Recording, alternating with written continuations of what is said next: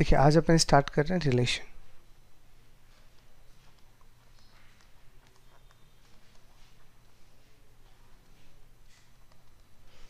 देखिए सबसे पहले रिलेशन अगर अपन पढ़ रहे हैं तो अभी तक अपन ने सेट थ्योरी में जो लास्ट ऑपरेशन पढ़ा था that is called Cartesian product. तो अगर हम कार्टेशियन प्रोडक्ट की बात करते हैं, यानी अगर मैं ए क्रॉस बी की अगर बात कर रहा हूँ तो ए क्रॉस बी में अपन ने क्या लिखा था? हमने लिखा था all ordered pair from A to B, like this is our theory. अगर हम कार्टेशियन प्रोडक्ट की बात करें तो देखिए कार्टेशियन प्रोडक्ट का सिंपल सा मतलब क्या है कि कोई भी दो सेट और उन दो सेट से जितने भी ऑर्डर्ड पेयर बन सकें उन सबका जो आपका सेट बनेगा that set is called Cartesian product. अब देखो प्रैक्टिकली लाइफ में चीज़ें कैसे चलती हैं, जैसे मैं समझाने के लिए एक एग्जांपल दे रहा हूँ। मान लीजिए that is set A and that is set B, ठीक है। देयर आर सम एलिमेंट्स, मान लो यहाँ पे कुछ एलिमेंट्स हैं लाइक 1 2 3, यहाँ पे कुछ एलिमेंट्स हैं, कुछ एलिमेंट्स यहाँ पे है 4 5 6। तो अगर मैं ए टू बी ऑर्डर्ड पेयर की बात कर रहा हूँ तो मैं एग्जैक्टली आपको क्या बताने की कोशिश कर रहा हूँ कि 1 जो होगा ये सबसे रिलेट होगा, यही होगा। 2 जो होगा वो भी सबसे रिलेट होगा और 3 जो होगा वो भी सबसे रिलेट होगा। This is the scenario of the Cartesian product. तो कार्टेशियन प्रोडक्ट अभी जब तो हमने पढ़ा है, उसका मतलब अगर आप ए से बी की डायरेक्शन में जा रहे हो then you will cover all the possible ordered pair from A to B, but in practical scenario like this is the relation, ठीक है। तो इस रिलेशन टर्म को अगर आप अपने प्रैक्टिकल लाइफ से रिलेट करते हो that is a practical life. तो प्रैक्टिकल लाइफ से रिलेट करने का मतलब यहाँ पे आप ऐसा समझो कि मान लो ये ए जो है ये एक पर्सन है, लाइक सपोज करो इट इज ए मैन, ठीक है।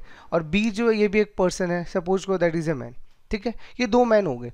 अब दो मैन के बीच में जितने भी पॉसिबल रिलेशंस हो सकते हैं वो सब हम लिख रहे हैं ए क्रॉस बी में, लाइक दिस। वो चाचा हो सकता है, वो मामा हो सकता है, वो भाई हो सकता है, वो पापा हो सकता है, एटसेट्रा एटसेट्रा, ठीक है। लेकिन ये तो सारे के सारे पॉसिबल रिलेशंस का सेट हुआ। लेकिन प्रैक्टिकल लाइफ में क्या होता है? अरे प्रैक्टिकल लाइफ में ऐसा होता है कि अगर दो मैन्स हैं तो ये तो ज़रूरी नहीं है ना उनके बीच में सारे रिलेशन एग्जिस्ट करें। फॉर एग्जाम्पल अगर आपकी मम्मी के भाई नहीं है तो इट मीन्स आपके मामा वाला रिलेशन एग्जिस्ट ही नहीं करता, ठीक है। तो it is just like that. मतलब हम प्रैक्टिकल सिनेरियो में रिलेशन की अगर बात कर रहे हैं तो हम क्या बोलने की कोशिश कर रहे हैं कि हम ए क्रॉस बी के हेल्प से तो दुनिया के सारे रिलेशन हमने लिख लिए, बट ये ज़रूरी तो नहीं है ना सबके लिए हो।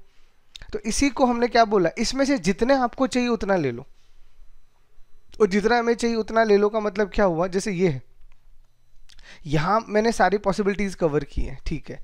Like this is your A and this is your B, ठीक है। There are element are there and some elements are there. Like मेरी नीड क्या है? मेरी नीड सिर्फ इतनी है कि मुझे 1 को 4, 2 को 5 और 3 को 4 करना है, मतलब मेरी इतनी नीड है। तो हमने क्या बोला, चलो इतना ही रख लो यार, पूरा मत रखो। तो अगर आपने जो पॉसिबिलिटीज़ थी उस पॉसिबिलिटीज़ में से कुछ पार्ट रख लिया और उस कुछ पार्ट को अपन क्या बोलते हैं यहाँ पे, सबसेट, एग्जैक्टली, ठीक है। तो अगर हमें रिलेशन को कोई डिफाइन करने के लिए बोले कि रिलेशन क्या है तो हम सिंपल से क्या बोलेंगे कि लेट वी हैव टू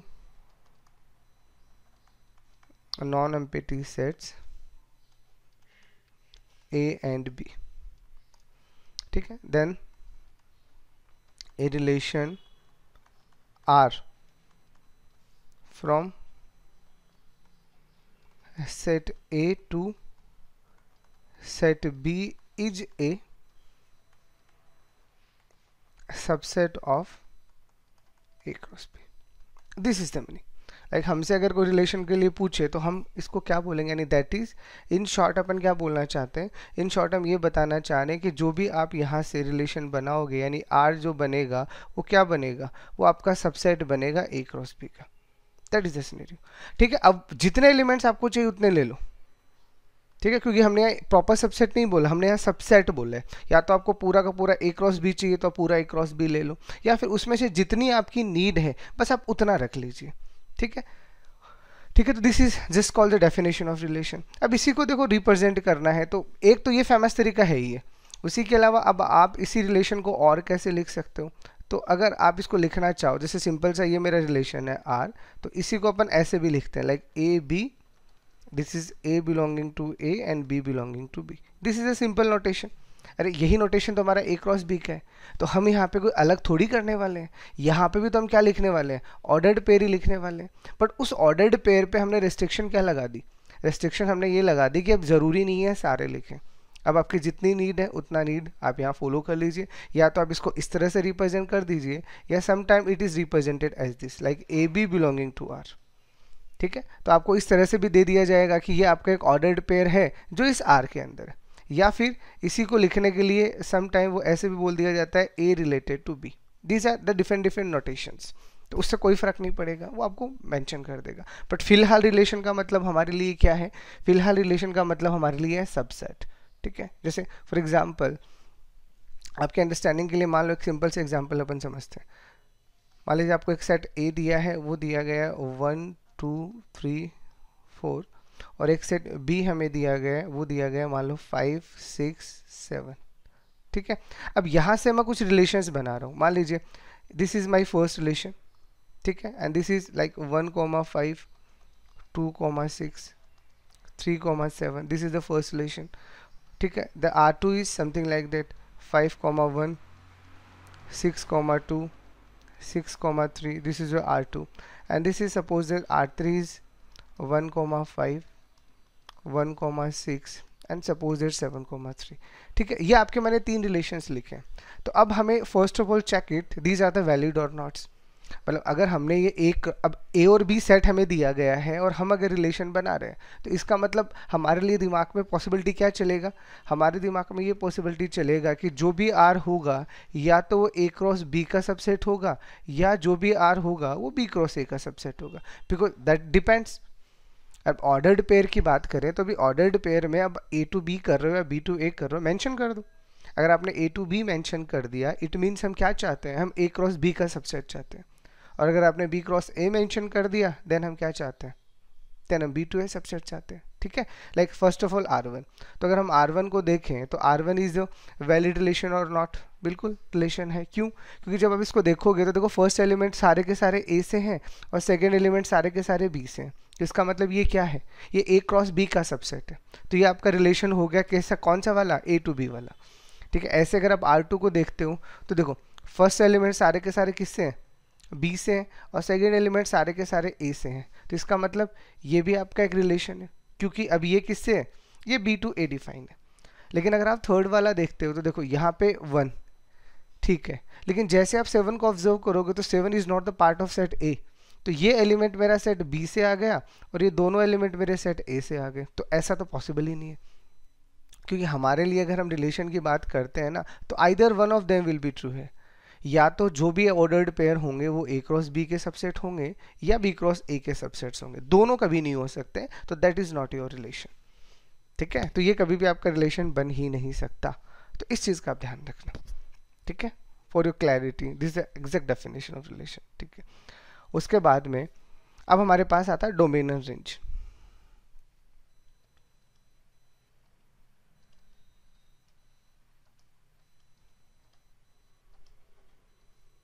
ठीक है, अगर कोई भी हमारे पास रिलेशन है और उस रिलेशन का अगर हमें डोमेन रेंज निकालना है तो हम कैसे निकालेंगे। तो देखो डोमेन रेंज निकालने के लिए सबसे पहले आपके पास क्या होगा, एक रिलेशन होगा। ठीक है, तो मान लेते हैं हमारे पास में हमने एक रिलेशन पहले बना लिया, like this is your relation.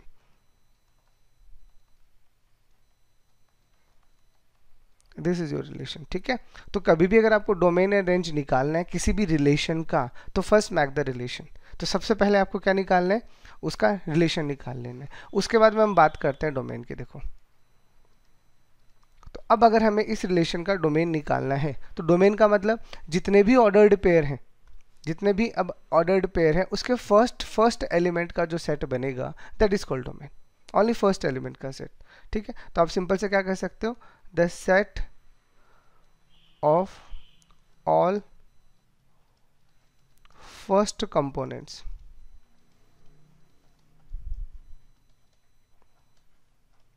of the ordered pairs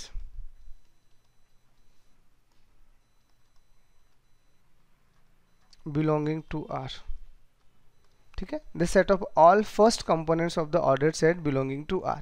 और इसी को अगर अपन शॉर्ट में डेफिनेशन वाइज लिखे तो अपन कैसे लिखेंगे, so domain of R is equal to, ये क्या है, ये एक सेट ही तो है, तो इस सेट में आने वाला क्या है, सिर्फ A आने वाला है। लेकिन इस A की खूबी क्या है, ये जो भी A आएगा वो इस ऑर्डर्ड पेयर से आएगा।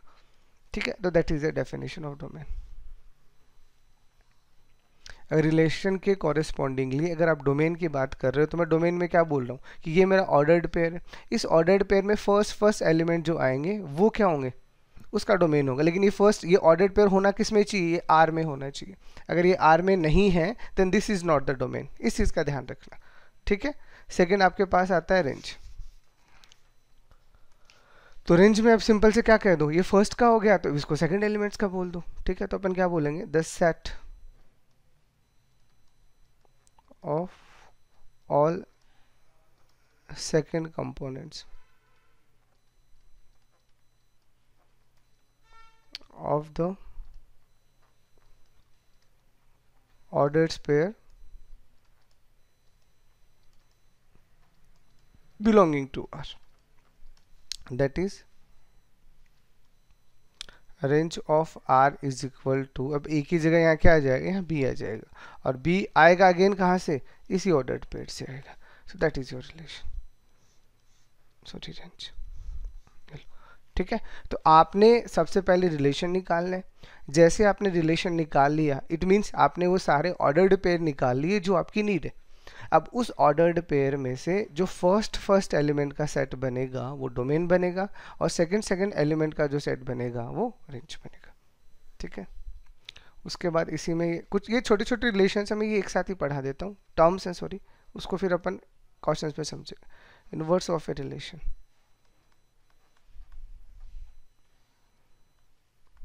ठीक है। अब मान लो किसी भी रिलेशन का आपको क्या निकालना है, इनवर्स निकालना है। तो इनवर्स निकालने के लिए सिंपल से आपके पास एक रिलेशन होगा, बस उसको आप क्या कर दो, फ्लिप कर दो। लाइक अगर आपने कोई भी रिलेशन निकाल रखा है, this is the relation, obviously A to B और बी टू ए जो भी आप बोल रहे हो, लाइक ए टू बी मैं भी यहाँ कंसिडर कर रहा हूँ, ये मेरे पास रिलेशन। अब मुझे अगर इसका इन्वर्स निकालना है तो that is a representation of inverse, और इन्वर्स मीन्स व्हाट, जो भी आपके ऑर्डर्ड पेयर हैं बस उनको फ्लिप कर दो। देखो इन्वर्स का एग्जैक्ट मतलब क्या होता है, इनपुट का आउटपुट और आउटपुट का इनपुट, रिवर्स कर दो इसको। तो जो ए बी ऑर्डर्ड पेयर है अगर आप उसे बी ए करके लिख दोगे, बस मतलब जितने भी ऑर्डर्ड पेयर हैं सबको आप फ्लिप करके लिख दो, तो उसको फ्लिप करके लिखना ही उस रिलेशन का क्या कहलाएगा, उस रिलेशन का इन्वर्स कहलाएगा। This is simple meaning of this. ठीक है, अब लाइक इसको समझने के लिए एक छोटा सा एग्जाम्पल अपन लेते हैं। मान लो आपको एक रिलेशन दिया है कि we have a set, we have sets, मान लीजिए A आपको दिया गया है 2 3 4 5 और B आपको दिया गया है लाइक 1 3 5 6 7 8 9 4 दिस। ठीक है, अब सिंपल से आपको क्या दिया है कि a relation R from set A to B is defined as, तो अब आपको क्या दिया है, A to B जो भी आपका रिलेशन है जो R है वो किस तरह से डिफाइन किया है। तो मान लीजिए आपको इस तरह से डिफाइन किया है like this, A divides B for example, then find. ठीक है, अब आपको क्या निकालना है, आपको रिलेशन भी निकालना है क्योंकि ये तो सबसे पहले नीड है, दूसरा उसका डोमेन एंड रेंज निकालना है, और तीसरा आपको उसका इनवर्स निकालना है। Like it is a simple scenario. देखो तो देखो सबसे पहले आपको जो रिलेशन दिया है उस रिलेशन की बात करते हैं। देखो रिलेशन का डेफिनेशन हमेशा थ्योरी में मिलेगा आपको इस तरह से। ठीक है, तो उस थ्योरी से पहले उस टर्म्स को समझो कि एग्जैक्टली आपको दिया क्या गया है, ये आपका रिलेशन का डेफिनेशन है।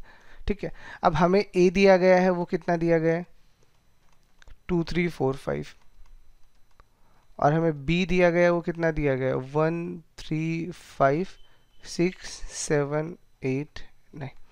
तो सबसे पहला काम हमारा रिलेशन बनाना।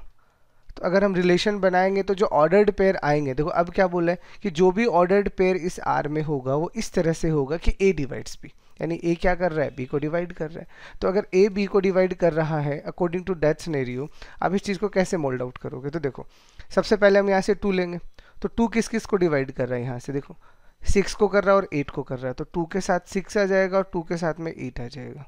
ठीक है। उसके बाद में 3 लेंगे तो 3 किसको कर रहा है, 3 को कर रहे हैं, 6 को कर रहे हैं और 9 को कर रहे हैं। वैसे अगर अपन 4 लेंगे तो 4 किसको डिवाइड कर रहा है, 8 को, और 5 अगर लेंगे तो 5 किसको डिवाइड कर रहा है, 5 को।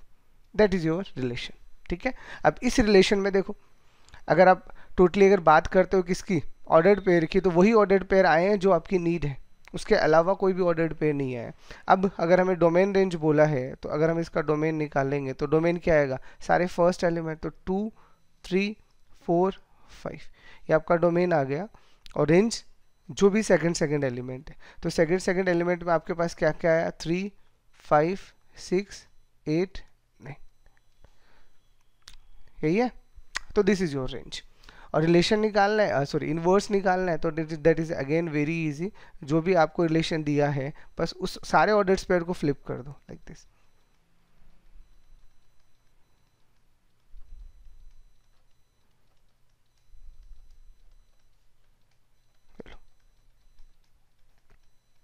तो ये आपका क्या हो जाएगा, इसका इन्वर्स हो जाएगा। ठीक है। तो इस तरह से सिंपल सा आपको थ्योरी दिया जाएगा।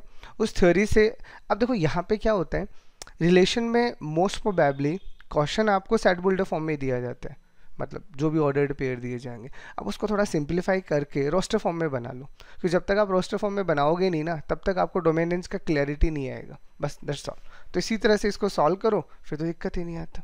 ठीक है। उसके बाद में एक छोटा सा टॉपिक और है, इसी को भी पढ़ लो, कंपोजिशन ऑफ रिलेशन।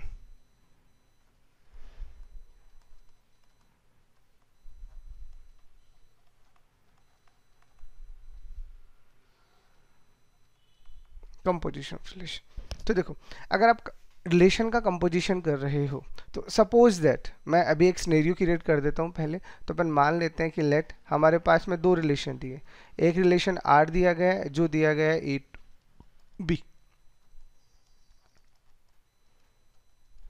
ठीक है, और एक रिलेशन S दिया गया है, वो दिया गया है B2C। ठीक।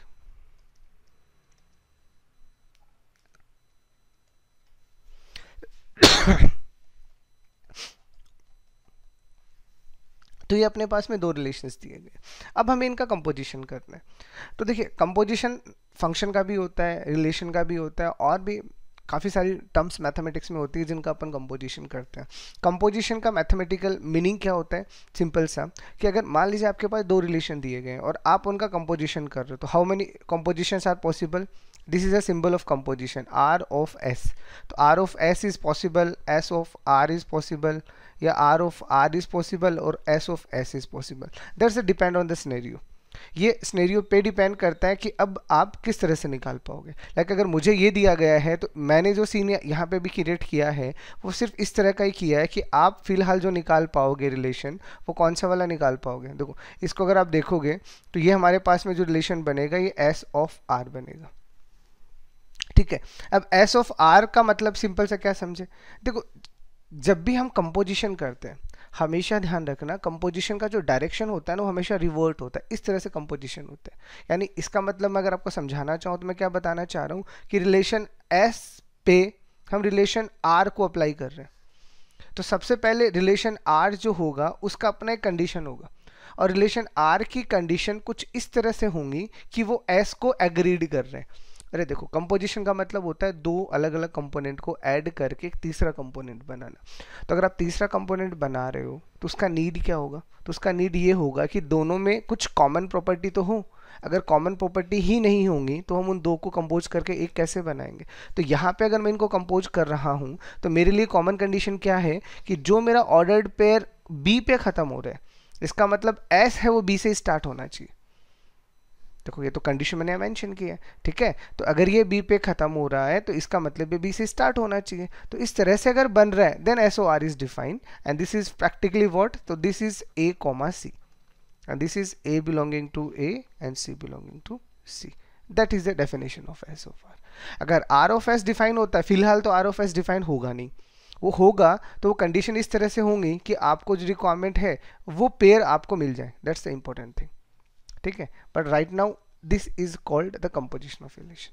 ठीक है। लाइक सपोज दैट, आपको समझाने के लिए चलो एक एग्जांपल लेते हैं। लेट सपोज आपको रिलेशन R दिया है। ठीक है। कोई भी 2 सेट होंगे, लाइक सपोज दैट अभी तो मैं डायरेक्टली बना देता हूँ 1,1 1,2 2,3 3,1 एंड मान लीजिए 3,2। ठीक है, ये मेरे पास रिलेशन आर है। अब रिलेशन एस अगर मैं बना रहा हूँ तो that suppose that this is 1,3, this is 1, ऐसे सपोज करो this is 2,1 2,2 and 3,3, this is my relation. ठीक है, तो अब अगर आप इन आर ऑफ और एस को देखोगे तो देखो अब हमें कैसे पता चलेगा S of R of S दोनों निकलेंगे या नहीं निकलेंगे। तो बहुत आसान है, आप अपने कंपोनेंट पे नज़र डालो। लाइक फिलहाल मैं यहाँ पे इस क्वेश्चन में दोनों आपको निकाल के दिखाता हूँ। मान लीजिए आपको बोला find S of R and R of S, आपको दोनों की दोनों कंपोजिशन निकालनी है। ठीक है, तो देखो अगर इसको अपन सॉल्व करने बैठेंगे तो सबसे पहले अपन बात करते हैं एस ऑफ आर की। तो अगर अपन यहाँ से एस ऑफ आर निकाल रहे हैं तो अपन किसके पास जाएंगे, पहले अपन आर के पास जाएंगे। तो आर के पास कैसे जाएंगे, जैसे ये मेरा पहला ऑर्डर्ड पेयर है, पहले इसको देखो। तो देखो याद रखने का तरीका क्या है कि ये मेरे पास 1,1 है, किस में, आर में। तो अब ये देखो एस में 1 से स्टार्ट कौन हो रहा है, तो एस में 1 से स्टार्ट कौन हो रहा है, ओनली 1,3। और कोई थोड़ी 1 से स्टार्ट हो रहा है, नहीं हो रहा। इसका मतलब this is your common element, eliminate it, और दिस इज 1,3। तो इसका मतलब इसको मैं पहला एलिमेंट क्या लिखूंगा, 1,3। ठीक है, ऐसे यहाँ पे दूसरा एलिमेंट क्या है, 1,2। तो अगर यहाँ से अगर अपन 1,2 ले रहे हैं तो अपन एस में क्या देखेंगे, 2 से कौन स्टार्ट हो रहा है, तो 2 से ये भी स्टार्ट हो रहा है और 2 से ये भी स्टार्ट हो रहा है। मतलब एस में ये दोनों एलिमेंट 2 से स्टार्ट हो रहे हैं। तो अपन सिंपल से क्या बोलेंगे कि कॉमन एलिमेंट को क्रॉस कर दो, यानी इसको तो क्रॉस कर दो, इसको भी कर दो और इसको भी कर दो। तो अब आपके पास क्या बनेगा, इन दोनों की वजह से 1,1 बनेगा और इन दोनों की वजह से 1,2 बनेगा। ठीक है, उसके बाद में अगला आपके पास आ रहा है 2,3। तो अगर ये 2,3 है तो 3 से है स्टार्ट कौन हो रहा है, 3,3। तो it means the common element is cancel out and this is 2,3। तो ये आपके पास क्या आ जाएगा, 2,3। अब अगला क्या है, 3,1। अब 3,1 है तो 1 से कौन स्टार्ट हो रहा है, अगेन 1,3। तो 1 is cancel out from both and the result is 3,3 and this is again 3,2। तो 2 से कौन स्टार्ट हो रहा है, 2,1 एंड 2,2। तो ये दोनों कॉमन है, तो ये कॉमन एलिमेंट आप यहाँ से कैंसिल आउट कर दो, तो इन दोनों की वजह से 3,1 आ जाएगा और इन दोनों की वजह से 3,2 आ जाएगा। तो ये जो आपका रिलेशन बना है that is called S of R. Hope so clear. अब इसी में अगर आपको आर ऑफ एस बनाना है तो फिलहाल तो क्या है कि मैंने पेयर ही ऐसे दिए हैं कि अब आप दोनों निकाल सकते हो। अगर आप आर ऑफ एस की बात करते हो तो अब देखो चीज़ें कैसे चलेंगी। अब सबसे पहले अपन 1,3 पे आए, किस में से, अब हमारी स्टार्टिंग कहाँ से होगी, एस से होंगी। तो एस से होगा तो 1,3 यहाँ है, तो यहाँ पे 3 से कौन स्टार्ट हो रहा है, 3,1 एंड 3,2। ये दोनों हमारे आर में है तो ये कॉमन एलिमेंट हमारे लिए कैंसिल आउट हो जाएंगे। तो इन दोनों की वजह से 1,1 आ जाएगा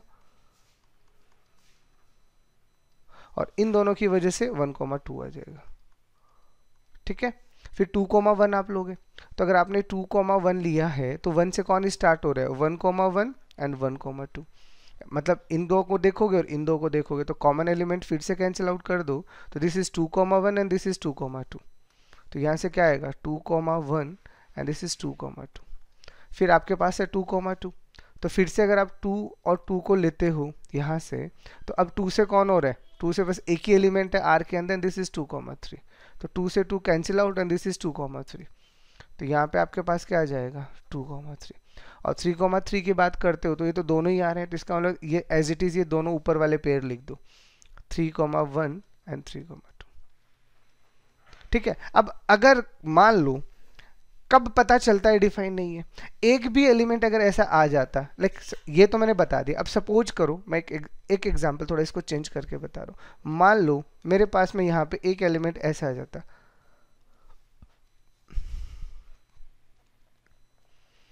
इस तरह का कोई एक एलिमेंट आ जाता। तो अगर मैं इस एलिमेंट की बात करता हूँ तो ये 3,4 है।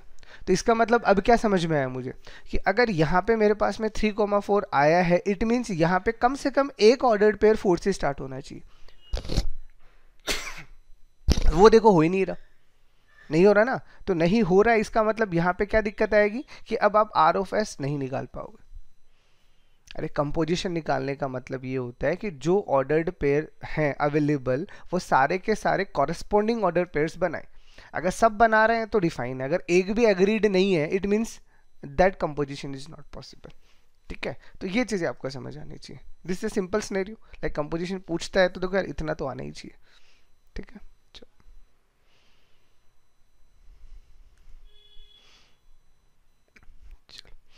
अब जैसे अब सबसे पहले तो ये फॉर्मूला जो आपको समझ आना चाहिए, फिर इसी को अपन आगे और कंटिन्यू करेंगे। Like how many total relations are possible. ठीक है, तो लाइक अगर अपन ऐसा बोलें कि let we have two sets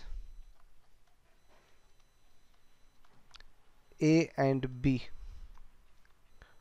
which have M and N elements respectively,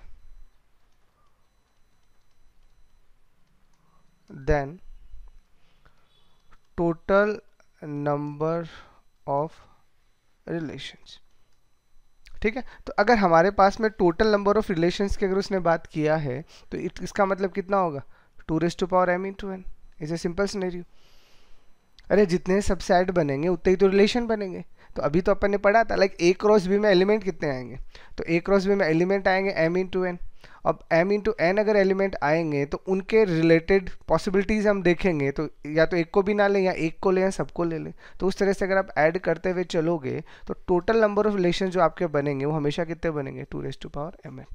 इस चीज़ का आप हमेशा ध्यान रखना। ठीक है, लाइक सिंपल सा अगर आपको क्वेश्चन दे दिया like number of elements in set A आपको दिया गया मान लो 3 और number of element in set B आपको दिया गया 4। अब आपको बोला है find total number of relations. ठीक है, तो अब अगर हमें टोटल नंबर ऑफ रिलेशंस की बात किया है तो अब हमें तो पता है क्या लिखना है, सिंपल सा। तो टोटल रिलेशंस हमारे पास कितने आएंगे, तो डायरेक्ट हमारे पास फॉर्मूला है कि 2⁻³ into 4 and this is 2⁻12। That is your direct. ठीक है, तो अब आपको पहले तो ये समझ में आना चाहिए कि टोटल रिलेशन बनेंगे कितने। तो टोटल रिलेशन उतने ही बनते हैं जितने सबसेट्स बनते हैं, किसके, ए क्रॉस बी के। ठीक है ना, तो ए क्रॉस बी के सबसेट ही हमारे लिए क्या है, डिफरेंट डिफरेंट टाइप्स के रिलेशंस होते हैं। ठीक है, चलो अब उसके बाद में like the this is a term and that is called relation on a set. देखो अब हमें जो काम करना है वो इस तरह से करना है। लाइक अभी तक हमने कार्टेशियन प्रोडक्ट बनाया या जो भी रिलेशन का डेफिनेशन बनाया उसमें क्या था, उसमें हमारे पास में 2 सेट थे और उन 2 सेट के कॉरेस्पॉन्डिंगली हम सारी की सारी थ्योरी बना रहे हैं। But in practical scenario we have only 1 set. हमारे पास सिर्फ एक सेट होता है और उस एक सेट से ही हमें क्या बनाना होता है, रिलेशन बनाना होता है। तो कोई भी रिलेशन जो सिर्फ एक ही सेट से बनता है that type of the relation is called relation on a set. ठीक है, तो सिंपल से इसका डेफिनेशन हम क्या लिख सकते हैं कि let A B A non-empty set then a relation from A to A is called a relation on a set। Relation on a set यानी दैट इज, अगर इसको अपन डिफाइन करेंगे तो अब अपन क्या बोलने वाले हैं कि जो भी हमारा रिलेशन आएगा वो क्या आएगा, वो सबसेट आएगा ए क्रॉस एक। This is your concern. ठीक है, और अब हम जो भी पढ़ने वाले हैं वो बस इसी थ्योरी को ध्यान में रख के पढ़ने वाले हैं कि मतलब अब हम जो भी पढ़ेंगे उसमें एक सेट होगा और उस एक सेट से ही हमें ऑर्डर्ड पेयर बनाना है और उस पर कुछ कंडीशंस लगाने हैं। ठीक है, तो अब हमारे पास में रिलेशन का जो सबसे इंपॉर्टेंट टॉपिक है वो होता है टाइप्स ऑफ रिलेशन। ठीक है, उसको मैं आपको 1 बाय 1 करके सारा समझाता हूँ। देखो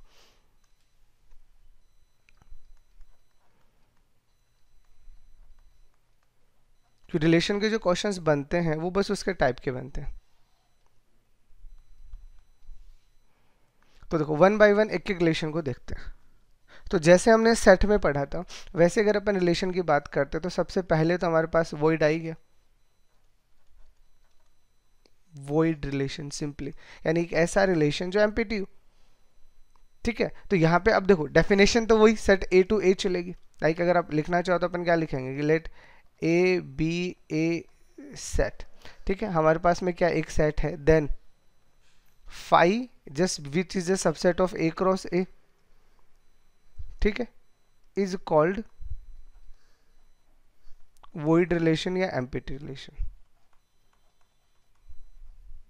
ऑन सेट ए, ठीक है। तो अगर आपके पास कोई सेट ए है तो अगर आप सिंपली उसको लिखना चाहोगे तो वॉइड का मतलब तो एम्प्टी हुआ ना, यानी मेरे लिए अगर इस रिलेशन को अपन लिखना चाहें तो ये है क्या, ये एक रिलेशन है जो क्या है, जो फाई है, मतलब उसमें कुछ है ही नहीं, अभी हमने कुछ स्टार्ट ही नहीं किया। अब इसमें हम धीरे धीरे एलिमेंट फिल करना स्टार्ट करेंगे, ठीक है। तो जो भी आपका एम्प्टी रिलेशन होता है that's called a void relation, is a simple definition, ठीक है। सेकंड आपके पास आता है universal.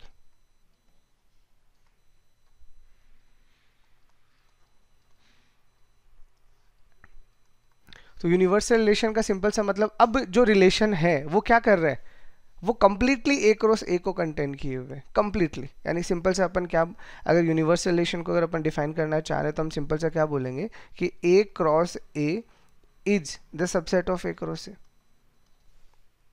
Simple words means what. अब इसको अपन क्या बोल रहे हैं कि अब जो मेरा रिलेशन आ रहा है वो कंप्लीटली ए क्रॉस ए को कंटेन किए हुए, मतलब उसमें जितने भी ऑर्डर्ड पेयर हैं वो सारे के सारे आने चाहिए, एक भी मिस नहीं होना चाहिए। तो ये तो पूरा कार्टेशियन प्रोडक्ट ही हो गया ना। अरे सिंपल से पहले अपन क्या बोल रहे हैं कि हम जो ऑर्डर्ड पेयर बना रहे हैं एक में तो कुछ भी नहीं है और एक में सब कुछ आ गया, तो जिसमें कुछ भी नहीं है that is called void relation, और इसमें सब कुछ आ गया that is called universal relation. These are two fundamental relations, ठीक है। एंड द थर्ड इज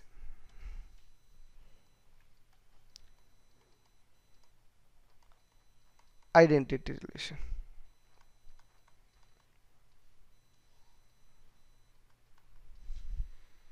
देखो अगर आप आइडेंटिटी रिलेशन की बात करते हो तो आइडेंटिटी मीन्स व्हाट, एक ऐसा रिलेशन जिसमें जितने भी आपके पास में एलिमेंट्स हैं उस सेट के वो सब सिर्फ खुद से बिलोंग करें, एक्स्ट्रा कुछ नहीं होना चाहिए। Like this, let A B A set, simple सा, देन ए रिलेशन आर, ठीक है। और ये आर किस तरह का होगा, ये आर इस तरह का होगा कि ए कॉमा ए आएगा जहां पे ए क्या आएगा, बिलोंगिंग टू ए आएगा, ठीक है। On A is called identity relation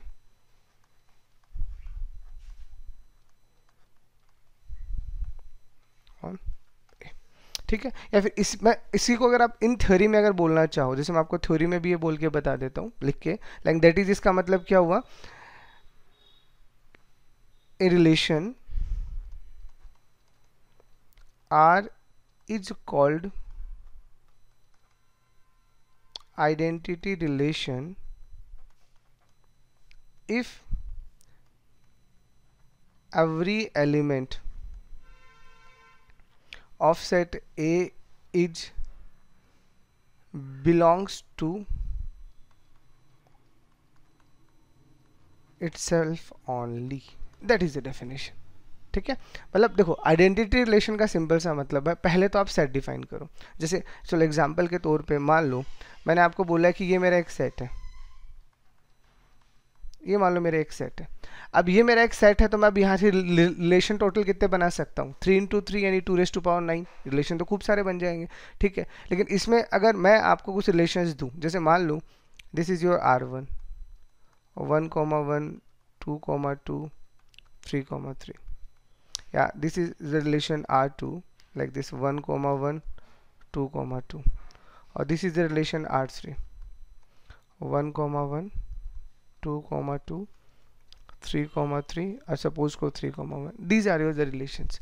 तो अब हम सिंपल से क्या डिफाइन करना चाह रहे हैं कि among these relation which relation is identity। तो आइडेंटिटी रिलेशन क्या बोलते हैं कि जो भी आपको सेट दिए है, ये आपका सेट है, इस सेट में जितने भी एलिमेंट्स हैं वो सिर्फ खुद से बिलोंग करें। देखो लास्ट लाइन यही तो लिखी है अपन ने थ्योरी में आपको समझाने के लिए कि the relation R is called identity relation if every element of set A is belong to itself only, ठीक है। तो यहाँ पे आपको दो टर्म्स पे पूरा ध्यान रखना है, एक एवरी और एक ओनली, ठीक है। मतलब इस सेट में जितने भी एलिमेंट है वो सब के सब सिर्फ खुद से बिलोंग करेंगे, ना कम होगा ना ज़्यादा होगा। It means this is identity but this are not the identity. क्योंकि यहाँ पे ये आइडेंटिटी क्यों नहीं है, because 3,3 is not belonging to R2, अगर ये इसमें आ जाए तो ये भी बन जाएगा। और इसकी अगर अपन बात करते हैं तो 3,1 जो आ रहा है, this is not over requirement for the R3, मतलब ये हमारा एक्स्ट्रा, ये आना ही नहीं चाहिए। तो आइडेंटिटी मतलब जितने एलिमेंट्स हैं वो सब के सब खुद से बिलोंग करने चाहिए, ठीक है। अब अगर मैं आपसे पूछूं कि किसी भी एक सेट के लिए कितने आइडेंटिटी रिलेशन पॉसिबल हैं, तो आप क्या कहोगे? सिर्फ एक, ठीक है ना। एक से ज़्यादा रिलेशन कभी नहीं बनते। अगर हम आइडेंटिटी की बात करें तो ये चीज़ आप यहाँ पे नोट लगा के याद रख लीजिएगा कि for any given set A, there is only one identity relation is possible, ठीक है। तो ये हमेशा ध्यान रखना, आइडेंटिटी रिलेशन किसी भी सेट का सिर्फ एक बनेगा। और जैसे मैंने अब आपके सामने लिखा पड़ा है ना यार, ये रहा, इसके अलावा आप दूसरा बना सकते हो? बना ही नहीं सकते। ना कम कर सकते ना ज़्यादा कर सकते, रेस्ट्रिक्शन तो सारी लगा दी। कम करेंगे तो और सेट्स बनेंगे, या ज़्यादा ऑर्डर्ड पेयर करेंगे तो सेट्स बनेंगे। ना तो कम कर सकते ना ज़्यादा कर सकते। इसीलिए किसी भी सेट का सिर्फ और सिर्फ एक आइडेंटिटी रिलेशन पॉसिबल होता है, ठीक है। तो ये चीज़ आप ध्यान रखिएगा। ओके, ये 3 रिलेशन तो बस एज ही टाइम पास के लिए बनाए गए। अब यहाँ से हमारे पास होता है असली वाला रिलेशन स्टार्ट। चलो इसको मैं 4th नंबर दे के स्टार्ट कर देता हूँ, but that is a more important. अभी जो लिखा था वो बेसिक था, यहाँ से क्वेश्चंस बनेंगे, and that is called reflexive relation.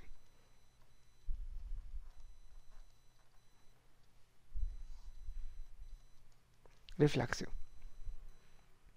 ठीक है। जैसे देखो वर्ड से क्लियर हो रहा है रिफ्लेक्सिव।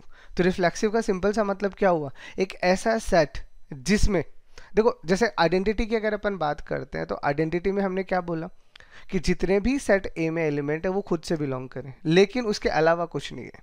रिफ्लेक्सिव में हमने क्या बोला कि जितने एलिमेंट खुद से बिलोंग करते हैं वो तो आएंगे ही आएंगे, उसके अलावा भी कोई भी आ सकता है।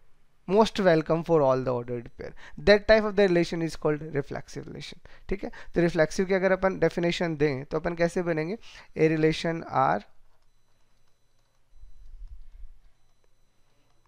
On a set A is called a reflexive relation if every element of set A is related to itself. That's sufficient definition. देखो अब नॉर्मली क्या होते हैं, बच्चे बड़े कंफ्यूज होते हैं क्योंकि जो डेफिनेशन मैंने यहाँ लिखी है वही डेफिनेशन मैंने यहाँ लिखी है, बस अब जो स्पेशल चीज़ है वो क्या है? ये टर्म है। मैं यहाँ पे इस ओनली टर्म को अलग से हाईलाइट कर रहा हूँ। यानी अगर मैं आइडेंटिटी की बात कर रहा हूँ, इसका मतलब मैं सिर्फ खुद के बिलोंगिंग वाले एलिमेंट की बात कर रहा हूँ। लेकिन अगर मैं ओनली टर्म हटा देता हूँ, like there is no only term is there, it means मैं क्या चाहता हूँ कि हर एक एलिमेंट खुद से बिलोंग करे, वो मेरी नीड है। उसके अलावा मुझे कोई दिक्कत नहीं है। कोई आ रहा है तो ठीक है, नहीं आ रहा है तो ठीक है, मुझे बाकियों से कोई दिक्कत नहीं है यहाँ पे, ठीक है। तो इसी को अपन कैसे बोलेंगे? तो अब हमें तो यूज़ करना है ना रिफ्लेक्सिव को, तो हम रिफ्लेक्सिव को यूज़ कैसे करेंगे? तो रिफ्लेक्सिव को यूज़ करने का हमारा सिंपल सा मेथड क्या है कि अगर हमारे पास में कोई भी एक एलिमेंट ए है जो सेट ए में है, then what is your demand? A comma A must be available in the relation R, ठीक है। तो कभी भी अगर आपको रिफ्लेक्सिव रिलेशन लगाना है तो बस आपको ये डेफिनेशन याद रखनी है कि कोई भी एलिमेंट जो सेट ए में अवेलेबल है, बस आप ये देखो उसका खुद के साथ कोई पेयर है या नहीं है। खुद के साथ है वही हमारी नीड है, उसके अलावा जो भी आ रहा है उससे हमें कोई लेना देना, ठीक है। एग्जाम्पल्स भी करवाऊंगा, जस्ट वेट अभी तो। अब इसी में जो सबसे प्यारा क्वेश्चन बनता है, total number of reflexive relation. मतलब अगर एक सेट ए के पास में, this is the very important note, तो मैं ये एज ए फॉर्मूला आपको लिख देता हूँ और क्वेश्चन पूछ भी लिए जाते हैं, ठीक है। लाइक आपसे क्या पूछा गया है कि if we have n elements in a set A, then how many, yeah then not how many, then total number of reflexive relations, ठीक है। तो आपके जो टोटल नंबर ऑफ रिलैक्सेशन होंगे वो कितने होंगे, तो this the direct formula 2⁻n² - n, ठीक है। अब ये कहाँ से आया, तो चलो इसको अपन समझते हैं। पहले तो फॉर्मूला भी याद रख लो, क्योंकि क्वेश्चन सीधे सीधे बने और टोटल नंबर ऑफ रिलेशन वाला है, तो देखो यार क्वेश्चन बनते हैं तो वो तो हमें याद ही रखना पड़ेगा ना, ठीक है। अब ये कहाँ से बना, तो चलो इसका भी रीजन मैं आपको दे देता हूँ। देखो इसको समझने के लिए मैं आपको एक सीधा सा एग्जाम्पल देता हूँ जहाँ से आपको ये चीज़ें क्लियर हो जाए। तो एक छोटा सा एग्जाम्पल लो, मान लो मैं एक सिंपल सा एग्जाम्पल आपको समझाने के लिए एक मैट्रिक्स का एग्जाम्पल ले रहा हूँ। ये मेरे पास एक मैट्रिक्स है, ठीक है। इस मैट्रिक्स का ऑर्डर आपको दे रखा है n × n फॉर एग्जाम्पल, ठीक है, लाइक दिस। अब मैं इसके ऑर्डर की बात करता हूँ, तो ये मैट्रिक्स मेरा n × n ऑर्डर का है, मतलब यहाँ पे मेरे पास में n एलिमेंट्स है और यहाँ पे मेरे पास में n एलिमेंट्स है, ठीक है। तो अब मैं अगर बात करता हूँ किसकी, रिफ्लेक्सिव रिलेशन की, तो what is your exact need, अरे आपकी आवश्यकता क्या है, तो आपकी नीड तो यहाँ पे डायगोनली है, लाइक 1 2 3 4 5, 1 2 3 4, थोड़ा सिमेट्री लाने के लिए ताकि डायगोनल बन जाए, मैं एक और बना देता हूँ यहाँ पे, अब यहाँ परफेक्टली डायगोनल बन जाएगा। अब देखो अब मुझे क्या चाहिए, तो मैं अगर बात करूंगा तो ये यहाँ पे जो एलिमेंट आएगा वो कौन आएगा, 1,1, यहाँ पे 2,2, यहाँ पे 3,3 एंड सो ऑन, चलते चलते यहाँ तक मेरा आ जाएगा n,n। तो अगर मुझे रिफ्लेक्सिव बनाना है तो उस रिफ्लेक्सिव के लिए मेरे पास में this condition is the must part, ये क्या है 1,1, ये 2,2, ऐसे चलते चलते ये मेरे पास n,n, ये मेरी नीड है, ये तो मुझे चाहिए, ठीक है ना, क्योंकि इसके अलावा क्या आ रहा है अपने को कोई टेंशन नहीं है। लाइक दिस, अगर मैं यहाँ पे कोई एलिमेंट यहाँ मेंशन करना चाहूँ तो दिस इज 1,2, ठीक है, this is 1,3 and this is 1,n, ठीक है। ऐसे यहाँ पे अगर अपन लिखेंगे तो यहाँ पे क्या आएगा 2,1, ठीक है, this is 3,1 and finally this is n,1 and so on. इस तरह से आपके एलिमेंट्स फिल हो रहे हैं। तो अगर इस तरह से मेरे एलिमेंट फिल हो रहे हैं तो देखो डायगोनल एलिमेंट जो है वो तो आएंगे ही आएंगे, उनको तो आप भूल जाओ। मतलब अब अगर आपको इसका फॉर्मूला बनाना है तो देखो अपन कैसे बोलेंगे, अगर मुझे यहाँ पे total number of reflexive relations चाहिए तो अपन इस चीज को कैसे डिफाइन करेंगे कि सबसे पहले तो डायगोनल एलिमेंट है वो तो चाहिए ही चाहिए, उसके अलावा अब टोटल एलिमेंट देखो कितने हैं इसमें n², अरे मैट्रिक्स लोगे तो n × n n² हो गए और डायगोनल पे कितने होते हैं n, तो बच गए कितने -n, और ये मेरे पास जो रिमेनिंग एलिमेंट्स हैं वो मेरे पास यहाँ पे बच जाएंगे n² - n, ठीक है। तो अगर मुझे total number of reflexive relation चाहिए तो मुझे ये पहले तो ये पता करना पड़ेगा कि डायगोनल वाले को मैं कितने तरीके से रिलेट कर सकता हूँ और फिर बचे हुए को। तो डायगोनल वालों को रिलेट करने का सिर्फ एक ही तरीका है, क्योंकि उनको तो आना ही पड़ेगा, दूसरा कोई तरीका नहीं है, ठीक है। जो अभी भी मैंने आपको बताया था कि एक सेट से कितने आइडेंटिटी बनेंगे, एक ही बनेगा, और उसके अलावा जो बच गया, अब जो बच गए वो n² - n एलिमेंट्स बच गए। अब उनमें से कोई भी आए या ना आए, तो हर एक एलिमेंट की कितनी पॉसिबिलिटीज है, 2। अरे जैसे फॉर एग्जांपल ये वाला एलिमेंट है, ये मेरी तरफ से आए या ना आए, तो इस एलिमेंट के लिए या तो आएगा या नहीं आएगा, आइदर 0 आइदर 1। तो आप इसे बाइनरी मैट्रिक्स के ट्रीट करो, या तो आएगा या नहीं आएगा। तो जो रिमेनिंग एलिमेंट्स बचे उसके लिए हर एक एलिमेंट की आपके पास में 2 पॉसिबिलिटीज है, और टोटल कितने हैं n² - n। तो how many total relations are there, 2⁻n² - n, ठीक है। तो अगर आपसे कोई पूछे कि किसी भी एक पर्टिकुलर सेट, गिवन सेट के लिए कितने रिफ्लेक्सिव रिलेशंस होंगे, then you must aware about that, ठीक है, ये आपको पता होना ही चाहिए। अब जैसे एज ए सिंपल सिनेरियो मैं अगर आपको छोटे छोटे कुछ एग्जांपल्स दूं, like this is my relation A B belonging to R, और मैं आपको ये बोल रहा हूँ A this is not R, मैं ठीक है लिख दो ये, तो A B belonging to R where A divides B, जहाँ पे for all A B belonging to natural number, like this is my relation, ठीक है। मैंने एक रिलेशन यहाँ पे लिख दिया कि अब जो भी रिलेशन है वो इस तरह से है कि ए बी को डिवाइड कर रहा है, जहाँ पे सारे के सारे ए बी क्या है, नेचुरल नंबर है। तो दैट रिलेशन इज रिफ्लेक्सिव और नॉट, होगा या नहीं होगा, सोचो। बिल्कुल होगा। क्यों? क्योंकि कोई भी एलिमेंट खुद को तो डिवाइड करता ही करता है, अरे हमें क्या चाहिए, हमने लिखा ए बी आर है, ए डिवाइड्स बी का मतलब हमें ए डिवाइड बी थोड़ी चाहिए। अरे अगर हम रिफ्लेक्सिव की बात कर रहे हैं, मान लो इसी को मुझे सॉल्व करना है, तो इसको मैं रिफ्लेक्सिव के तरीके से कैसे सोचूंगा, ये तो मुझे दे रखा है, लेकिन मेरी नीड क्या है रिफ्लेक्सिव में, मेरी नीड तो ये है ना कि अगर ए मेरा इस सेट ए में है, इट मीन्स ए कॉमा ए उस आर में होना चाहिए, दिस इज माई नीड। तो इसका मतलब क्या हुआ कि ए कॉमा ए आर में कब होगा, तब होगा जब ए डिवाइड्स ए होगा।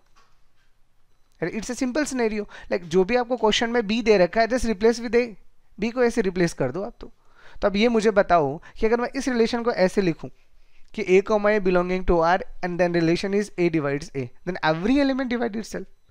ठीक है, क्योंकि मैंने अभी नेचुरल नंबर लिया है, दिक्कत जीरो करता वो मैंने भी यहाँ एडजस्ट ही नहीं किया। अगर मान लो मैं रियल नंबर करता देन प्रॉब्लम आता, क्योंकि जीरो तो जीरो को डिवाइड नहीं करता।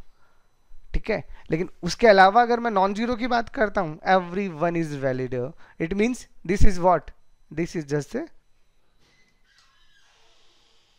Reflexive relation. ठीक है, इसमें ही अगर मैं ऐसा बोलूं like A B belonging to R, क्योंकि क्वेश्चन ऐसे ही बनेंगे यार, तो मैं तो कुछ छोटी छोटी थ्योरी बता रहा हूं आपको। लाइक आपको दिया है A is greater than B, where for all A B belonging to, suppose करो आर ही लिख दो चाहिए यहाँ पे, तो क्या ही फर्क पड़ना है। ठीक है, R means this mean R means real number ना, this R means relation. Okay, अब अगर मैं इसकी बात करता हूँ तो मैंने रिलेशन क्या दिया है, तो मैंने रिलेशन दिया है कि ए है वो बी से बड़ा होना चाहिए, ये मेरा रिलेशन है। अब मैं इसको रिफ्लेक्सिव की तरह कैसे सोचूंगा, तो फिर अपनी डेफिनेशन तो फिक्स है भैया कि ए से रिलेट कर रहा है तो ए कोमा ए आर में आना चाहिए, और ये आना चाहिए इसका मतलब अगर ए कोमा ए आर में आना चाहिए तो according to the definition A greater than A होना चाहिए। बस आपको क्या करना है, जो क्वेश्चन दिया है उसमें जहाँ जहाँ पे भी बी है ना वहाँ ए रख दो आप। तो ठीक है, तो A comma A belonging to R कब होगा, तब होगा जब ए ग्रेटर देन ए होगा। अब आप मुझे बताइए क्या कोई भी नंबर खुद से बड़ा होता है, नहीं होता। अरे कैसे बड़ा होगा, ये तो मैथमेटिक्स से पूरी गलत हो जाएगी। It is mean this is not a reflexive relation. ठीक है, तो reflexive means the element belongs to itself only. ठीक है, वो ओनली वाली चीज का आपको ध्यान रखना है, ओनली मतलब आइडेंटिटी, ओनली नहीं मतलब रिफ्लेक्सिव। और कितने बनेंगे वो फॉर्मूला भी मैंने आपको बता दिया। ठीक है, hope so everything is clear related with reflexive. चलो, फिफ्थ हमारे पास में आता है सिमेट्रिक।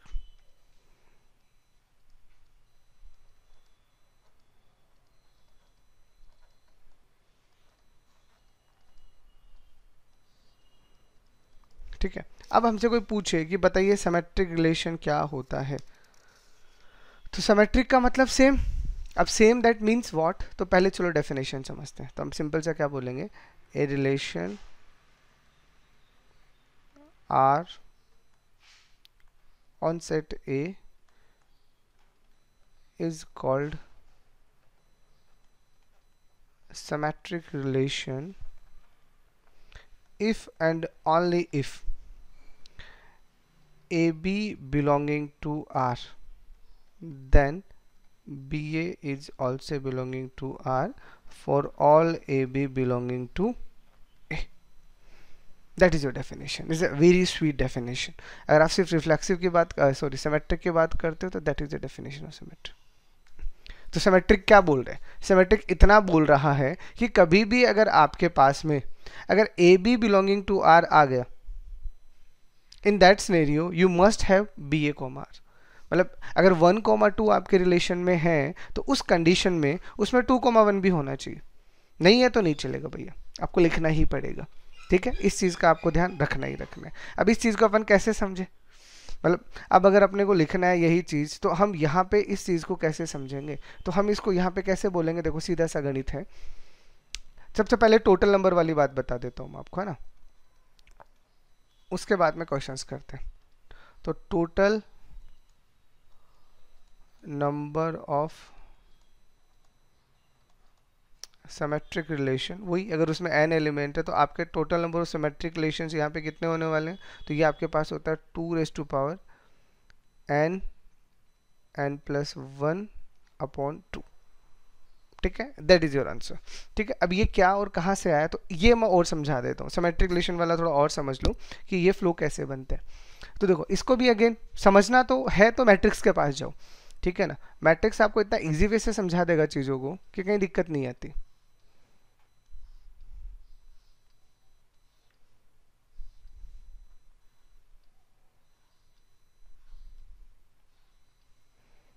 देखो लाइक दिस,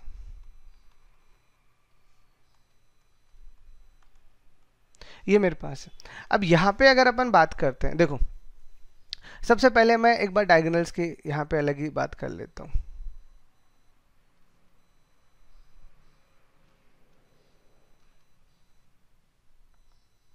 ये अपने पास अलग हो गए, ठीक है। अब अगर मैं आपसे पूछता हूँ, देखो सिंपल सा सिनेरियो क्या है, पहले इन चीज़ों को समझना।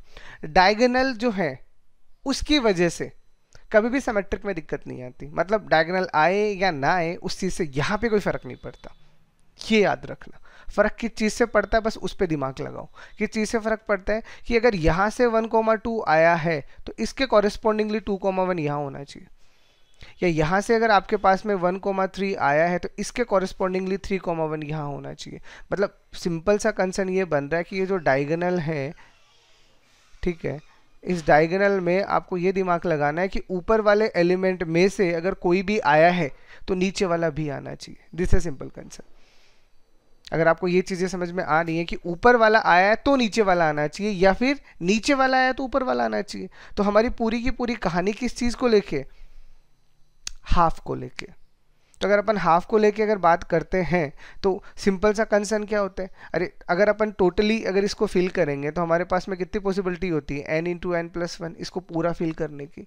हमें तो क्या चाहिए, पूरा थोड़ी चाहिए, हमें तो हाफ चाहिए, इंक्लूडिंग डायगोनल में बात कर रहा हूँ, ठीक है। तो हमें हाफ चाहिए तो हमने हाफ कर दिया। तो हाफ करके क्या बोला कि बस आप ये बता दो कि इन एलिमेंट्स को आप कितने तरीके से सेलेक्ट कर सकते हो, सिर्फ इनको, क्योंकि इनको अगर आप सेलेक्ट करोगे तो इसके कॉरेस्पॉन्डिंगली नीचे तो आएंगे ही आएंगे, नहीं तो सिमेट्रिक बनेगा ही नहीं, ठीक है। इसीलिए हमने क्या बोला कि हम सिर्फ एक पार्ट सेलेक्ट कर लेते हैं और इसमें हर एक को सेलेक्ट करने की पॉसिबिलिटी क्या होंगी, 2। अरे अगर देखो ये आएगा तो इसको भी आना पड़ेगा, और ये नहीं आएगा तो ये भी नहीं आएगा, सिंपल सी बात है, ठीक है ना। इसीलिए हम सिंपल सा क्या बोलेंगे कि एक एलिमेंट को सेलेक्ट करने का आपके पास में 2 पॉसिबिलिटी हैं। तो ऐसे कितने एलिमेंट है, हमारे पास हाफ एलिमेंट है, तो इसीलिए हमारे पास टोटल नंबर ऑफ रिलेशंस कितने बनते हैं, n into n plus one upon 2, ठीक है, इंक्लूडिंग डायगोनल। क्योंकि डायगोनल आए या ना आए, अब सोचो देखो यार, डायगोनल मेरे पास क्या होता है 1,1, तो 1,1 इज रिलेटेड टू इटसेल्फ 1,1, तो 1,1 का रिलेशन तो खुद 1,1 होता है। तो 1,1 आएगा तो भी वो सिमेट्रिक होगा, और 1,1 नहीं आएगा तो भी वो सिमेट्रिक होगा, ठीक है ना। तो यहाँ पे खुद वाले एलिमेंट्स के आने नहीं आने से सिमेट्रिक रिलेशन पे कोई फर्क नहीं पड़ता, ठीक है ना। इसीलिए यहाँ पे अपन ने n into n plus one लिखा है, ये चीज याद रखना, ठीक है। और ये क्वेश्चन बनते हैं यार, ये फॉर्मूले याद रखो, क्योंकि अच्छे क्वेश्चंस बनेंगे ना तो टोटल नंबर ऑफ रिलेशंस तो पता होनी चाहिए ना। जिनके फॉर्मूले होते हैं वो तो लिख लो, अब जिनके होते ही नहीं है उनका अब क्या ही कर ले, ठीक है। अब इसी में चलो अपन छोटे छोटे एग्जांपल से चीज़ों को समझो। लाइक मैंने जो ऊपर क्वेश्चंस लिखे थे उन्हीं क्वेश्चंस को अगर मैं दोबारा लिखूं, मान लीजिए मैंने लिखा a, b belonging to r and this is such that a divides b, for example मैं उसी को रिपीट करके लिखता हूँ, ठीक है, where all A B belonging to natural number, skip it, ठीक है। हम आपको पूछ रहा हूँ, बताओ अगर A B belonging to R और ए डिवाइड्स बी है तो दैट इज सिमेट्रिक और नॉट। तो हम तो सिंपल सा क्या बोलेंगे कि देखो सिमेट्रिक का सीधा सीधा डेफिनेशन है, ये 2 एलिमेंट आपके सेट में ए में है, तो इसका मतलब ये कब है, ये तभी है कि अगर आपके पास में a, b अगर r में मिल गया, इट मीन्स हमें b, a भी r में चाहिए ही चाहिए।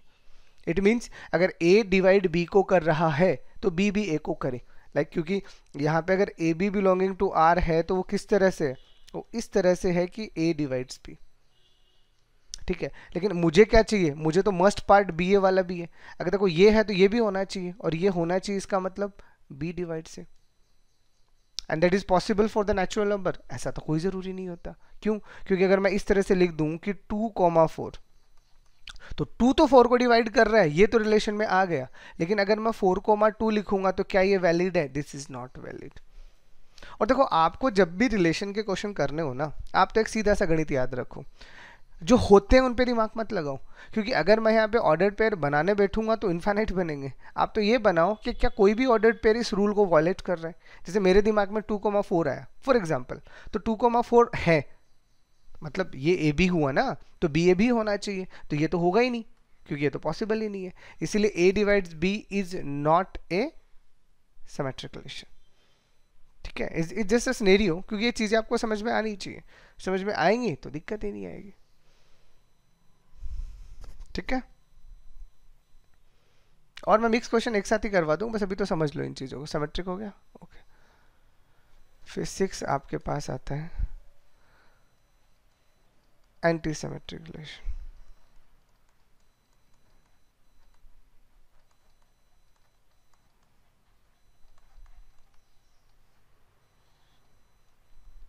एंटी सिमेट्रिक, तो देखो एंटी सिमेट्रिक की अगर अपन बात करते हैं तो एंटी सिमेट्रिक में पहले तो देखो डेफिनेशन लिख लो। अभी सिंपल सा लिखो, a relation R on set A is called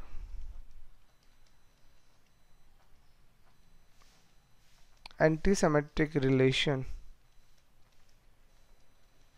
if and only if AB belonging to R and BA belonging to R। ये तो है ही है कि AB belonging to R और BA belonging to R है, लेकिन इसके साथ साथ मस्ट कंडीशन क्या है, A इक्वल टू B होना चाहिए। ठीक है, जहाँ पे सारे के सारे AB कहाँ होंगे, आपके सेट A में होंगे। That is the definition. ठीक है, तो एंटी सिमेट्रिक का मतलब देखो AB और BA तो है इसमें, वो तो अपन ने एंड के साथ में लिखा है कि ये वाला पार्ट तो हमारे पास एग्जिस्ट करता है, लेकिन अगर ये वाला पार्ट एग्जिस्ट करता है तो अब ये बताओ कि A इक्वल टू बी है।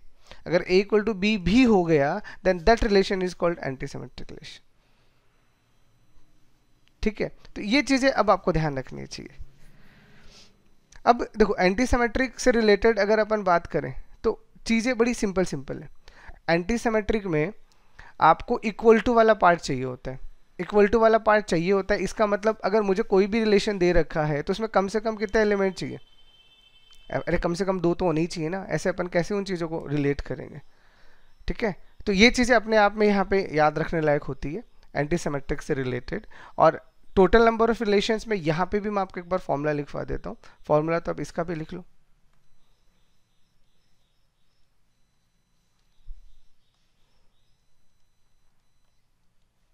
Total number of anti symmetric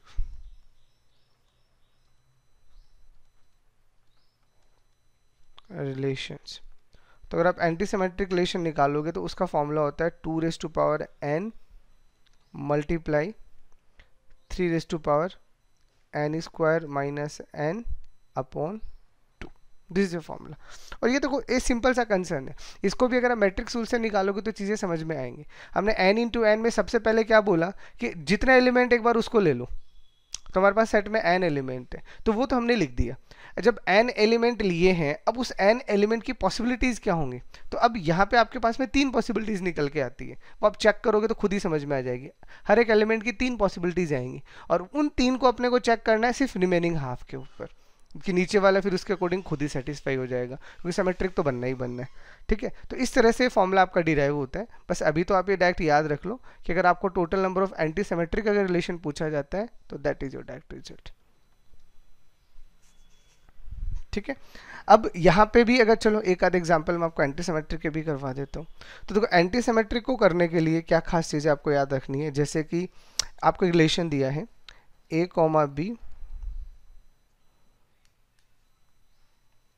belonging to R such that A is less than equal to B, जहाँ पे जितने भी ए बी हैं वो मान लो R से रिलेट कर रहे हैं। ये आपके पास एक रिलेशन दिया है। This is the well known famous example of anti symmetric, कि अगर आपको A B belonging to R ऐसा कोई भी एक ऑर्डर्ड पेयर है जो उस रिलेशन R में है, जो इस तरह से डिफाइन है कि A less than equal to B है, जहाँ पे ए बी कोई भी रियल नंबर हो सकता है, तो बताइए ये एंटी सिमेट्रिक होगा या नहीं होगा। तो आप खुद दिमाग लगाओ कैसे।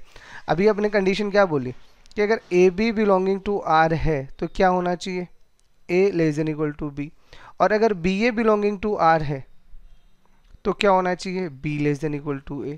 तो इसका मतलब अब आप प्रैक्टिकली इस चीज़ पे दिमाग लगाओ कि अगर a less than equal to b और b less than equal to a दोनों ही हैं तो दोनों एक ही कंडीशन में पॉसिबल होंगे जब वो बराबर होंगे।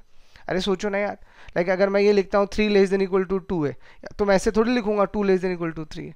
यानी ये दोनों के दोनों रिलेशन अगर सेटिस्फाई हो रहे हैं तो ये तभी पॉसिबल है जब दोनों के दोनों एलिमेंट कैसे हो, सेम हो। ये तो पॉसिबल ही नहीं है, ठीक है ना। तो ये चीज़ हमेशा ध्यान रखना, ठीक है। अभी भी अगर आप एंटी सिमेट्रिक निकाल रहे हो तो ए बी और बी ए तो आएंगे ही आएंगे, उसके साथ में आपके पास क्या होना चाहिए, ए इक्वल टू बी भी होना चाहिए। अगर ऐसा है then that relation is also called anti symmetric relation, ठीक है। मैन रिलेशन तो देखो यही होते हैं। बाकी जैसे अब जो बच गए, जैसे अब आपके पास में रिलेशन आता है इक्विवेलेंस रिलेशन, ठीक है।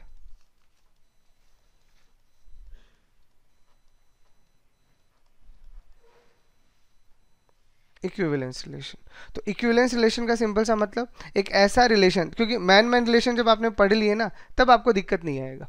अब जैसे इसी को अगर आप डिफाइन करना चाहते हो सिंपल सा क्या बोलोगे, a relation R on set A is called equivalence relation if and only if it is reflexive, symmetric and transitive, ठीक है। तो कोई भी रिलेशन अगर इक्विवेलेंस होगा तो वो इन तीनों को फॉलो करेगा। उसको रिफ्लेक्सिव भी होना पड़ेगा, सिमेट्रिक भी होना पड़ेगा और ट्रांजिटिव भी होना पड़ेगा। अगर इसमें से एक भी वो नहीं है, it means it is not equivalence relation. तो तीनों का साथ में होना जरूरी है अगर आप इक्विवेलेंस रिलेशन की बात करो। इसीलिए क्या मैन रिलेशन तो आपके 4 ही होते हैं, रिफ्लेक्सिव, सिमेट्रिक, एंटी सिमेट्रिक और ट्रांजिटिव। अगर ये आपको आते हैं तो बाकी तो इनके कॉम्बिनेशन से बनते हैं। ऐसे ही आपके पास 8th आता है पार्शियल ऑर्डर, ठीक है।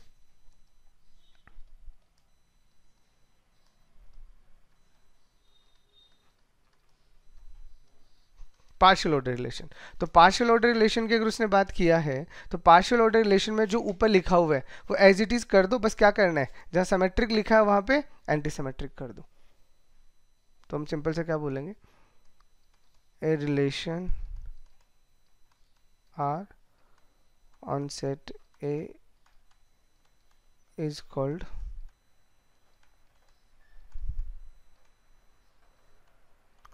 partial order relation if and only if it is reflexive, antisymmetric and transitive।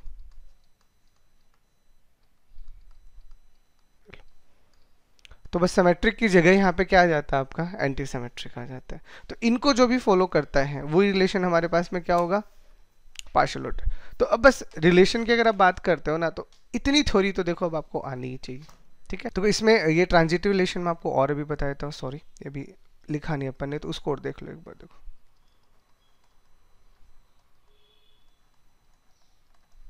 देखो ट्रांजिटिव रिलेशन में सिंपल सा फ्लो क्या होगा कि a relation R on set A is called transitive relation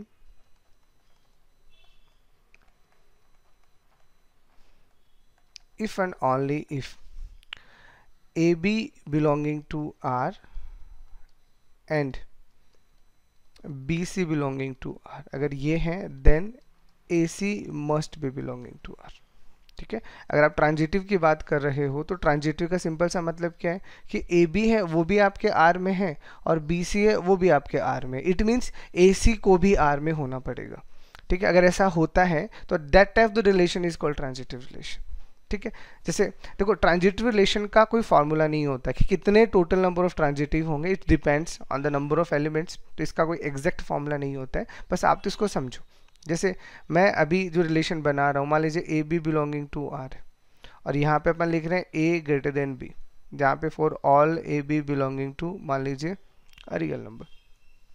तो ये जो आपको रिलेशन दिया है and can it is transitive, तो अब आप चेक करके देख लो। तो आप सिंपल सा क्या देखो, अगर आप ट्रांजिटिव चेक कर रहे हो इसका मतलब अब आपको देखो क्या सोचना है कि अब आपके पास में क्या है, अब आपके पास में 3 एलिमेंट, मतलब ट्रांजिटिव कभी भी सोचोगे तो आपको उस सेट से 3 एलिमेंट लेने पड़ेंगे। कैसे कि एक तो आपका ए बी है, वो तो आर में है ही है, मतलब ए ग्रेटर देन बी है, ऐसे आपका बी सी है वो भी उस रिलेशन में है, it means B greater than C B है, ये तो है। अब आपको ये बताना है कि ए सी जो है ये वाला पार्ट उस सेट में है या नहीं है, अगर ऐसा है it means it is the transitive. तो अब आप खुद सोचो, मतलब अगर मैं यहाँ पे ऐसा सोचता हूँ कि मेरा पहला एलिमेंट 2 है, दूसरा 3 है, ठीक है, तो ये तो पॉसिबल ही नहीं है क्योंकि 2 ग्रेटर देन 3 होता ही नहीं है। तो सबसे पहले आपको एलिमेंट ऐसे अजम्पशन करने हैं जो इन दोनों को पहले सेटिस्फाई करे। तो आपने कैसे सोचा, आपने ऐसा सोचा कि 5 और 2 तो ये ले लेते हैं, ले लिया। अब ये a और ये b हो गया, अब यहाँ पे अगर b आएगा तो यहाँ पे 1 आएगा, इसका मतलब ये a b है तो इसका मतलब 5 ग्रेटर देन 2 हो जाएगा, और ये क्या है, अगर ये बी सी है तो 2 ग्रेटर देन 1 हो जाएगा, ये तो हो गया। लेकिन अब अगर मैं इन्हीं दोनों को रिलेट करता हूँ तो ये मेरे लिए a बनेगा, ये मेरे लिए c बनेगा, तो क्या 5 ग्रेटर देन 1 होगा? बिल्कुल होगा। अरे आप ऐसा कोई भी एलिमेंट ढूंढिए जिसके लिए इनवैलिड हो, पॉसिबल ही नहीं है, इट इज ऑलवेज भी ट्रांजिटिव। ये रिलेशन हमेशा ही क्या होगा, ये हमेशा ही ट्रांजिटिव होगा, इसमें तो कहीं कोई डाउट ही नहीं है, ठीक है। और इसी में जैसे सिंपल सा आपने बनाया कि a comma B belonging to R, ये कुछ कॉमन एग्जांपल्स है जो मैं अभी आपको बता रहा हूँ, like a divides b, like this is your question. अगर a b कॉमा आर इस तरह से है कि a डिवाइड्स b है तो can it is the transitive relation. तो सिंपल से अपन क्या सोचेंगे कि अगर ए बी अगर आर में है तो इसका मतलब क्या हो रहा है कि ए डिवाइड्स बी हो रहा है, और बी सी अगर आर में होगा तो क्या होगा, फिर बी डिवाइड सी होगा। तो इसका मतलब हमें जो पार्ट चाहिए, मस्ट पार्ट है, वो तो ए सी कोमा आर वाला है, क्योंकि ये दोनों तो हैं, देखो ये तो होने ही चाहिए, अगर ये नहीं है तो इसको अपन चेक नहीं करेंगे, ठीक है ना। तो ए सी कोमा आर अगर मैं ले रहा हूँ इसका मतलब क्या होगा, ए डिवाइड सी भी होना चाहिए। तो इट इज़ पॉसिबल, बिल्कुल पॉसिबल है, आप ट्राई करके देख लो कैसे। आप कोई भी element like A divides B है तो आपने यहाँ पे लिख दिया 10 कोमा, मान लीजिए आपने यहाँ लिख दिया 10 ना लेके चलो कुछ और ले लेते हैं, मान लो आपने यहाँ 20 ले लिया, या फिर चलो यहाँ पे आपने 10 ले लिया, यहाँ पे आपने 20 ले लिया, तो a डिवाइड्स b हो रहे हैं, ठीक है। उसके बाद में अब आप 20 लो, तो 20 के बाद आपको एलिमेंट ऐसा ही लिखना पड़ेगा जिससे जो 20 को डिवाइड करे, सॉरी जो जिससे 20 डिवाइड हो, लाइक दिस। तो 10 से आपने 20 को डिवाइड किया, ये हो गया, तो 20 से 60 को डिवाइड किया, ये भी हो गया। अब आपको क्या चाहिए, इस 10 और 60 वाला, तो 10 और 60 वाले को रिलेट करके देखो क्या ये पॉसिबल नहीं है, इट इज ऑलवेज पॉसिबल। तो अगर ए बी को डिवाइड कर रहा है और बी सी को डिवाइड कर रहा है, देन 100% ए सी को भी डिवाइड करेगा, पक्का करेगा। तो ये जो a डिवाइड्स b वाला रिलेशन है ये क्या होगा, ये भी आपका ट्रांजिटिव रिलेशन होगा। और देखो अभी तक हमने जितने भी रिलेशन पढ़े हैं उनमें जैसे फॉर एग्जांपल कभी कभी एक इस तरह का क्वेश्चन बन जाता है, लाइक ये मेरे पास में एक सेट उसने दे दिया, ठीक है, अब उसने एक रिलेशन बना दिया, this is your relation and this is for example 2,3, like this is your relation. तो फाइंड, या फिर r इज a, अब आपको क्या पूछेगा, r इज ए। अब आर जो वो किस तरह का रिलेशन है, सिमेट्रिक है, रिफ्लेक्सिव है, ट्रांजिटिव है, किस तरह का रिलेशन है, ये आपको निकालना है। तो देखो ये चीज़ हमेशा ध्यान रखना, अगर किसी भी रिलेशन में सिर्फ एक ही ऑर्डर्ड पेयर है जो दोनों एलिमेंट अलग अलग कंटेन किए हुए हैं, तो ये ना तो, अब देखो क्या क्या आएगा, रिफ्लेक्सिव आएगा, सिमेट्रिक आएगा और ट्रांजिटिव आएगा, मोटा मोटा अपन इन्हीं को चेक करते हैं, ठीक है। तो ये रिफ्लेक्सिव होगा, नहीं हो सकता, क्योंकि रिफ्लेक्सिव तो तब होगा ना जब 1 2 3 4 ये चारों पेयर तो कम से कम हो ही हो, उसके बाद देखेंगे तो रिफ्लेक्सिव तो वैसे नहीं होगा। ये सिमेट्रिक हो सकता है, नहीं हो सकता, क्योंकि अगर 2,3 है तो 3,2 भी इसको चाहिए। ये ट्रांजिटिव हो सकता है, बिल्कुल ही ट्रांजिटिव हो सकता है। क्यों, क्योंकि ट्रांजिटिव में हमने ये थोड़ी बोला है, लाइक अगर 2,3 अगर आपका आर में है तो इसको कोई तकलीफ नहीं है, कब तक, जब तक 3, समथिंग नहीं आता। अगर मान लो 3,4 भी इस आर में आता तो अपन क्या बोलते कि 2,4 होना चाहिए। बट अगर कोई भी सिर्फ एक एलिमेंट आता है इस तरह से और इसके अलावा 3 से कोई एलिमेंट स्टार्ट ही नहीं हो रहा, तो इसका मतलब ये अपने आप में ही क्या है, ट्रांजिटिव है, तो इसको चेक करने की नीड नहीं है। तो कभी भी अगर किसी सेट में सिर्फ एक ही पेयर आए और दोनों एलिमेंट अलग अलग हों तो वो हमेशा क्या होता है, वो हमेशा आपका ट्रांजिटिव होता है। रिफ्लेक्सिव और सिमेट्रिक तो कभी नहीं होगा। ठीक है, तो ये चीजें ध्यान रखना। ओके, कुछ आए हुए एग्जांपल्स हैं हमारे रिलेशंस के, तो इनको अपन डिस्कस कर लेते हैं। देखो, let a relation R in the set of natural number be define as like x y. देखो, अब देखो रिलेशन हमेशा ऐसे ही मिलेगा, x Y belonging to R, और उसका डेफिनेशन आपको क्या दिया है, एक्स स्क्वायर माइनस का 4xy प्लस का 3y square is equal to 0 for all x Y belonging to R, then R is, तो ये आपका आर क्या है, तो वो ऑप्शंस में होंगे, अपन तो सारे ही चेक कर लेते हैं। तो अगर ये मेरा रिलेशन है तो सबसे पहला काम क्या होगा, सबसे पहला काम होगा इसको सॉल्व करना। तो इसके तो सीधे सीधे फैक्टर हो रहे हैं, तो इसके फैक्टर करेंगे तो कितना आएगा, एक्स माइनस का वाई और एक्स माइनस का 3y इज इक्वल टू 0। तो यानी यहाँ से हमें क्या मिलेगा, एक तो x इक्वल टू वाई मिल जाएगा और दूसरा x is equal to 3y मिल जाएगा। ये मिल गए, बताओ यहाँ तक को दिक्कत? ठीक है, अब अगर ये मिल गया तो देखो, अब इस कंडीशन में हमारे पास में क्या होगा कि अगर अपन इनको देखें, अब ये एक्स वाई मेरा यही तो है, अरे अगर मेरा x Y belonging to R है तो अब मैंने डेफिनेशन क्या बना दिया कि अगर x Y belonging to R है तो क्या होगा, या तो एक्स इक्वल टू वाई होगा या फिर एक्स इक्वल टू 3y होगा, बस यही तो होगा, और क्या ही होगा, यही होगा। तो अगर एक्स इक्वल टू वाई है, देखो इक्वल टू वाला सिंबल तो चल के आ रहा है, तो इक्वल टू वाला सिंबल चल के आ रहा है, इसका मतलब अपन क्या समझेंगे कि ये आपका रिफ्लेक्सिव। अब इसको जो समझना है वो कैसे समझना है, रिफ्लेक्सिव है, अरे बताओ ये रिफ्लेक्सिव होगा या नहीं होगा, बिल्कुल होगा, क्योंकि अब जब आप इसको चेक करोगे तो ये x इक्वल टू वाई, यानी इसको अगर ऑर्डर्ड पेयर में लिखोगे, लाइक मैं इसे रिलेशन में लिखता हूँ, तो इसको रिलेशन में कैसे लिखूंगा, मैं ऐसे ही तो लिखूंगा यार, सीधा सीधा ही तो है मेरे पास में, और बचा ही क्या, अगर x इक्वल टू वाई मेरे पास है तो ये तो मेरे पास ऐसे ही आएगा ना, या तो ये ऐसा आएगा, या इसी को मैं कैसे लिखूंगा, r इज इक्वल टू, अगर पहला वाला x है तो दूसरा वाला कितना आएगा, 3x आएगा, या पहले वाले को 3x मान के दूसरे वाले को x मान लो यार, आपके ऊपर ही डिपेंड करता है, तो x बिलोंगिंग टू का आएगा n आएगा। तो अगर ये पेयर मेरे पास आ गया, x कोमा x आ गया, x कोमा 3x आ गया, तो इसकी वजह से क्या होगा, ये आपके पास में रिफ्लेक्सिव भी है, सिमेट्रिक भी है और ट्रांजिटिव है, इसमें तो कोई डाउट नहीं है, क्योंकि ये खुद को उस साथ कवर कर रहा है, तो वो तो कोई दिक्कत नहीं है। जैसे आप इसको देखोगे तो ये आपके पास में x एंड 3x है, तो x और 3x के सिनेरियो में आपको यहां से क्या मिलेगा, अरे आपको यहां से रिफ्लेक्सिव मिल जाएगा और ट्रांजिटिव मिल जाएगा, ये दोनों तो मिल जाएंगे, but this is not symmetric. क्यों? क्योंकि अगर मेरे पास में मैंने x का वैल्यू 1 रख दिया फॉर एग्जांपल, तो अगर मैंने x का वैल्यू 1 रख दिया तो 1,3 तो मिल जाएगा, तो 3,1 तो थोड़ा अलग डिफरेंट थॉट हो गया ना, समझ रहे हो आप इस चीज को?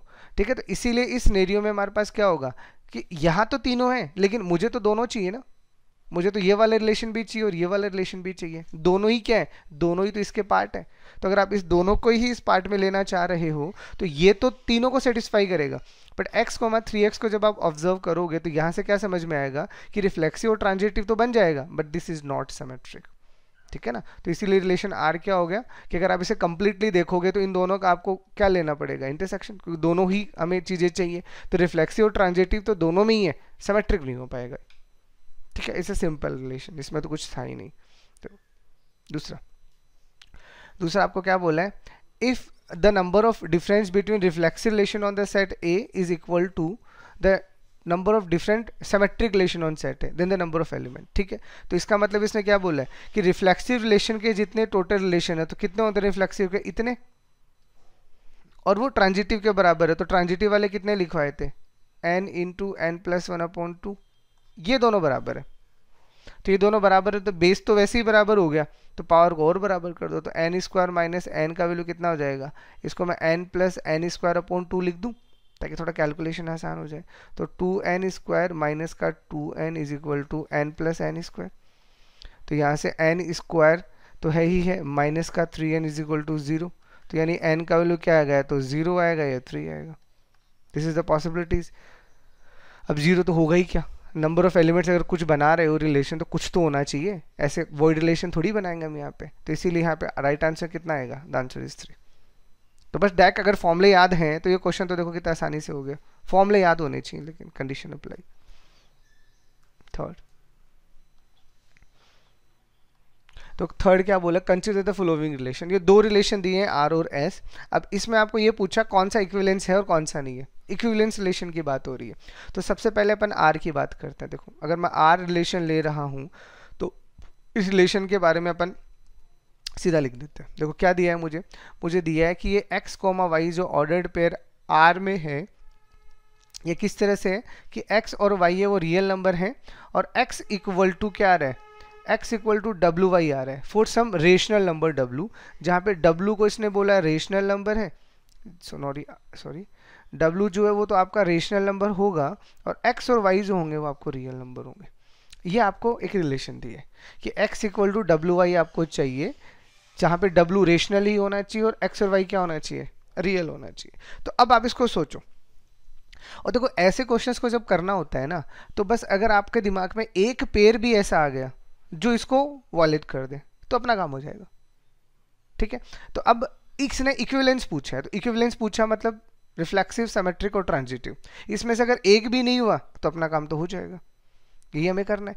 तो इसको अगर आप सॉल्व करोगे तो इसमें इसको रिफ्लेक्सिव में और ट्रांजिटिव में तो कहीं दिक्कत नहीं आएगी, कहीं पे भी आप इसे चेक कर लो बन जाएगा। हम सिर्फ सिमेट्रिक चेक करते हैं क्योंकि सिमेट्रिक में ही इसमें डाउट हो सकता है। तो अगर मैं इसका सिमेट्रिक चेक करूंगा तो सिमेट्रिक कैसे चेक करूंगा, पहले तो मैं बता देता हूँ कि अगर x equal to W y लिखा है, अगर x equal to W y है इट मीन्स मेरे पास क्या होना चाहिए, इसका मतलब y इज इक्वल टू डब्ल्यू एक्स भी होना चाहिए। अरे यही दोनों तो इंटरचेंज कर रहे हैं यार। ठीक है, तो अगर ये रिलेशन मेरे पास बना है तो ये रिलेशन भी बनना चाहिए, तभी पॉसिबल है। तो अब कैसे सोचो, W क्या है, रेशनल नंबर है। रेशनल मतलब रेशनल से छोटा कोई नंबर ले लो यार, क्या ही फर्क पड़ता है। अब देखो मैं सबसे आसान चीज़ करता हूँ आपके लिए, अगर मैं इसको सोचता हूँ तो मैं इस तरह से सोच लूँ कि एक एलिमेंट को तो मैं 0 ले लूँ और एक को नॉन जीरो ले लूँ, सिर्फ समझने के लिए। मान लो मैंने एक एलिमेंट ले लिया 0,3 ले लिया, तो ये मेरा x बन जाएगा और ये मेरा y बन जाएगा, इसमें तो कोई दिक्कत ही नहीं है क्योंकि दोनों रियल नंबर्स हैं। तो इसका मतलब अगर मैं ऐसे लिखूं 0 इज इक्वल टू, क्योंकि ये तो 0 ही आना है मेरे पास में, तो दिस इज व्हाट 0 इंटू 3, तो ये 0 मेरा क्या है, 0 मेरा रेशनल नंबर भी है, कोई प्रॉब्लम नहीं है।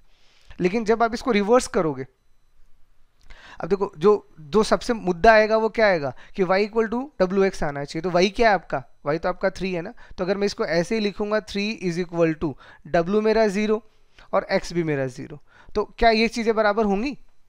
अरे क्या 3 इक्वल टू 0 कभी आ पाएगा? कभी नहीं आ पाएगा। आप यहाँ पे 0 को किससे मल्टीप्लाई करोगे कि 3 बन जाएगा? It is not possible. ठीक है, तो ये जो रिलेशन है ये आपका रिफ्लेक्सिव और ट्रांजिटिव तो बन जाएगा बट ये सिमेट्रिक नहीं हो पाएगा। तो इसका मतलब R क्या नहीं है, R is not equivalence relation. ठीक है, R का तो हो गया। अब अपन S पे आते हैं।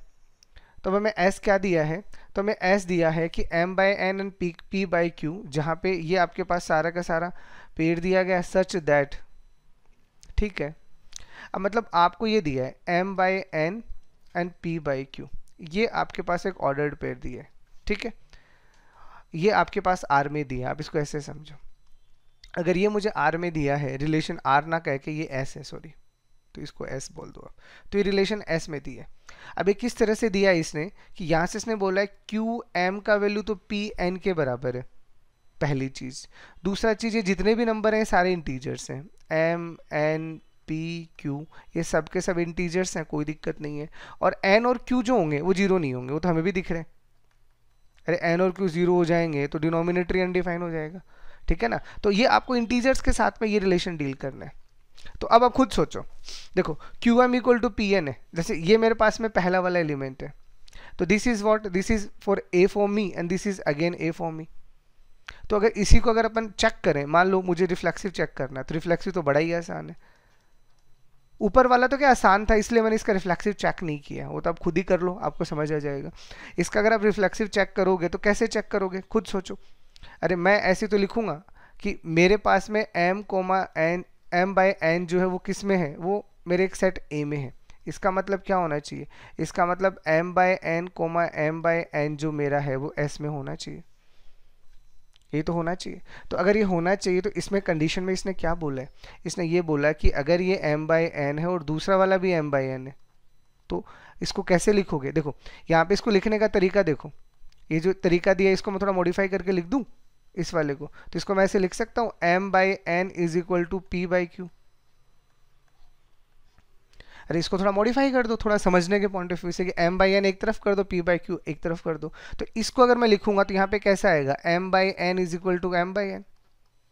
अरे यही मेरा a और यही मेरा b है, क्योंकि रिफ्लेक्सिव में तो a रिलेटेड टू a ही होता है ना। तो क्या ये दोनों बराबर नहीं है? बिल्कुल बराबर है, कोई टेंशन नहीं।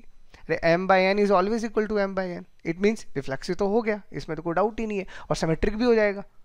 देखो सिमेट्रिक की अगर आप बात करते हो तो सिमेट्रिक में भी इसको तो कोई तकलीफ है नहीं। कैसे?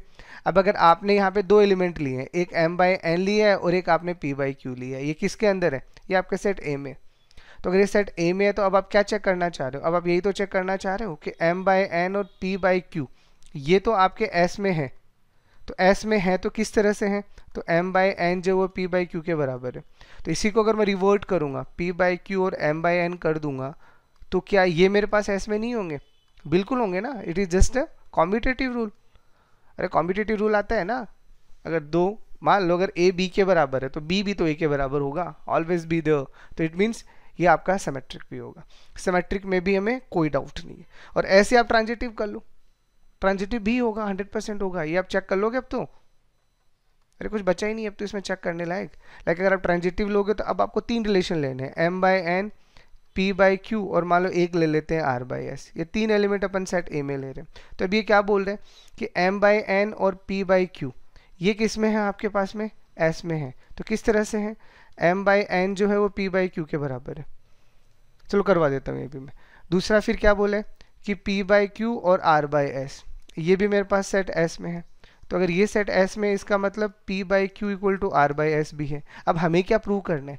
हमें ये प्रूव करना है कि m/n ये पहले वाला और ये लास्ट वाला ये भी इसमें होना चाहिए। और अगर ये होना चाहिए तो ये कैसा होना चाहिए? फिर ये ऐसा होना चाहिए ना। तो अगर हम ये प्रूव कर दें कि m/n इक्वल टू r/s है तो हमारा काम हो जाएगा।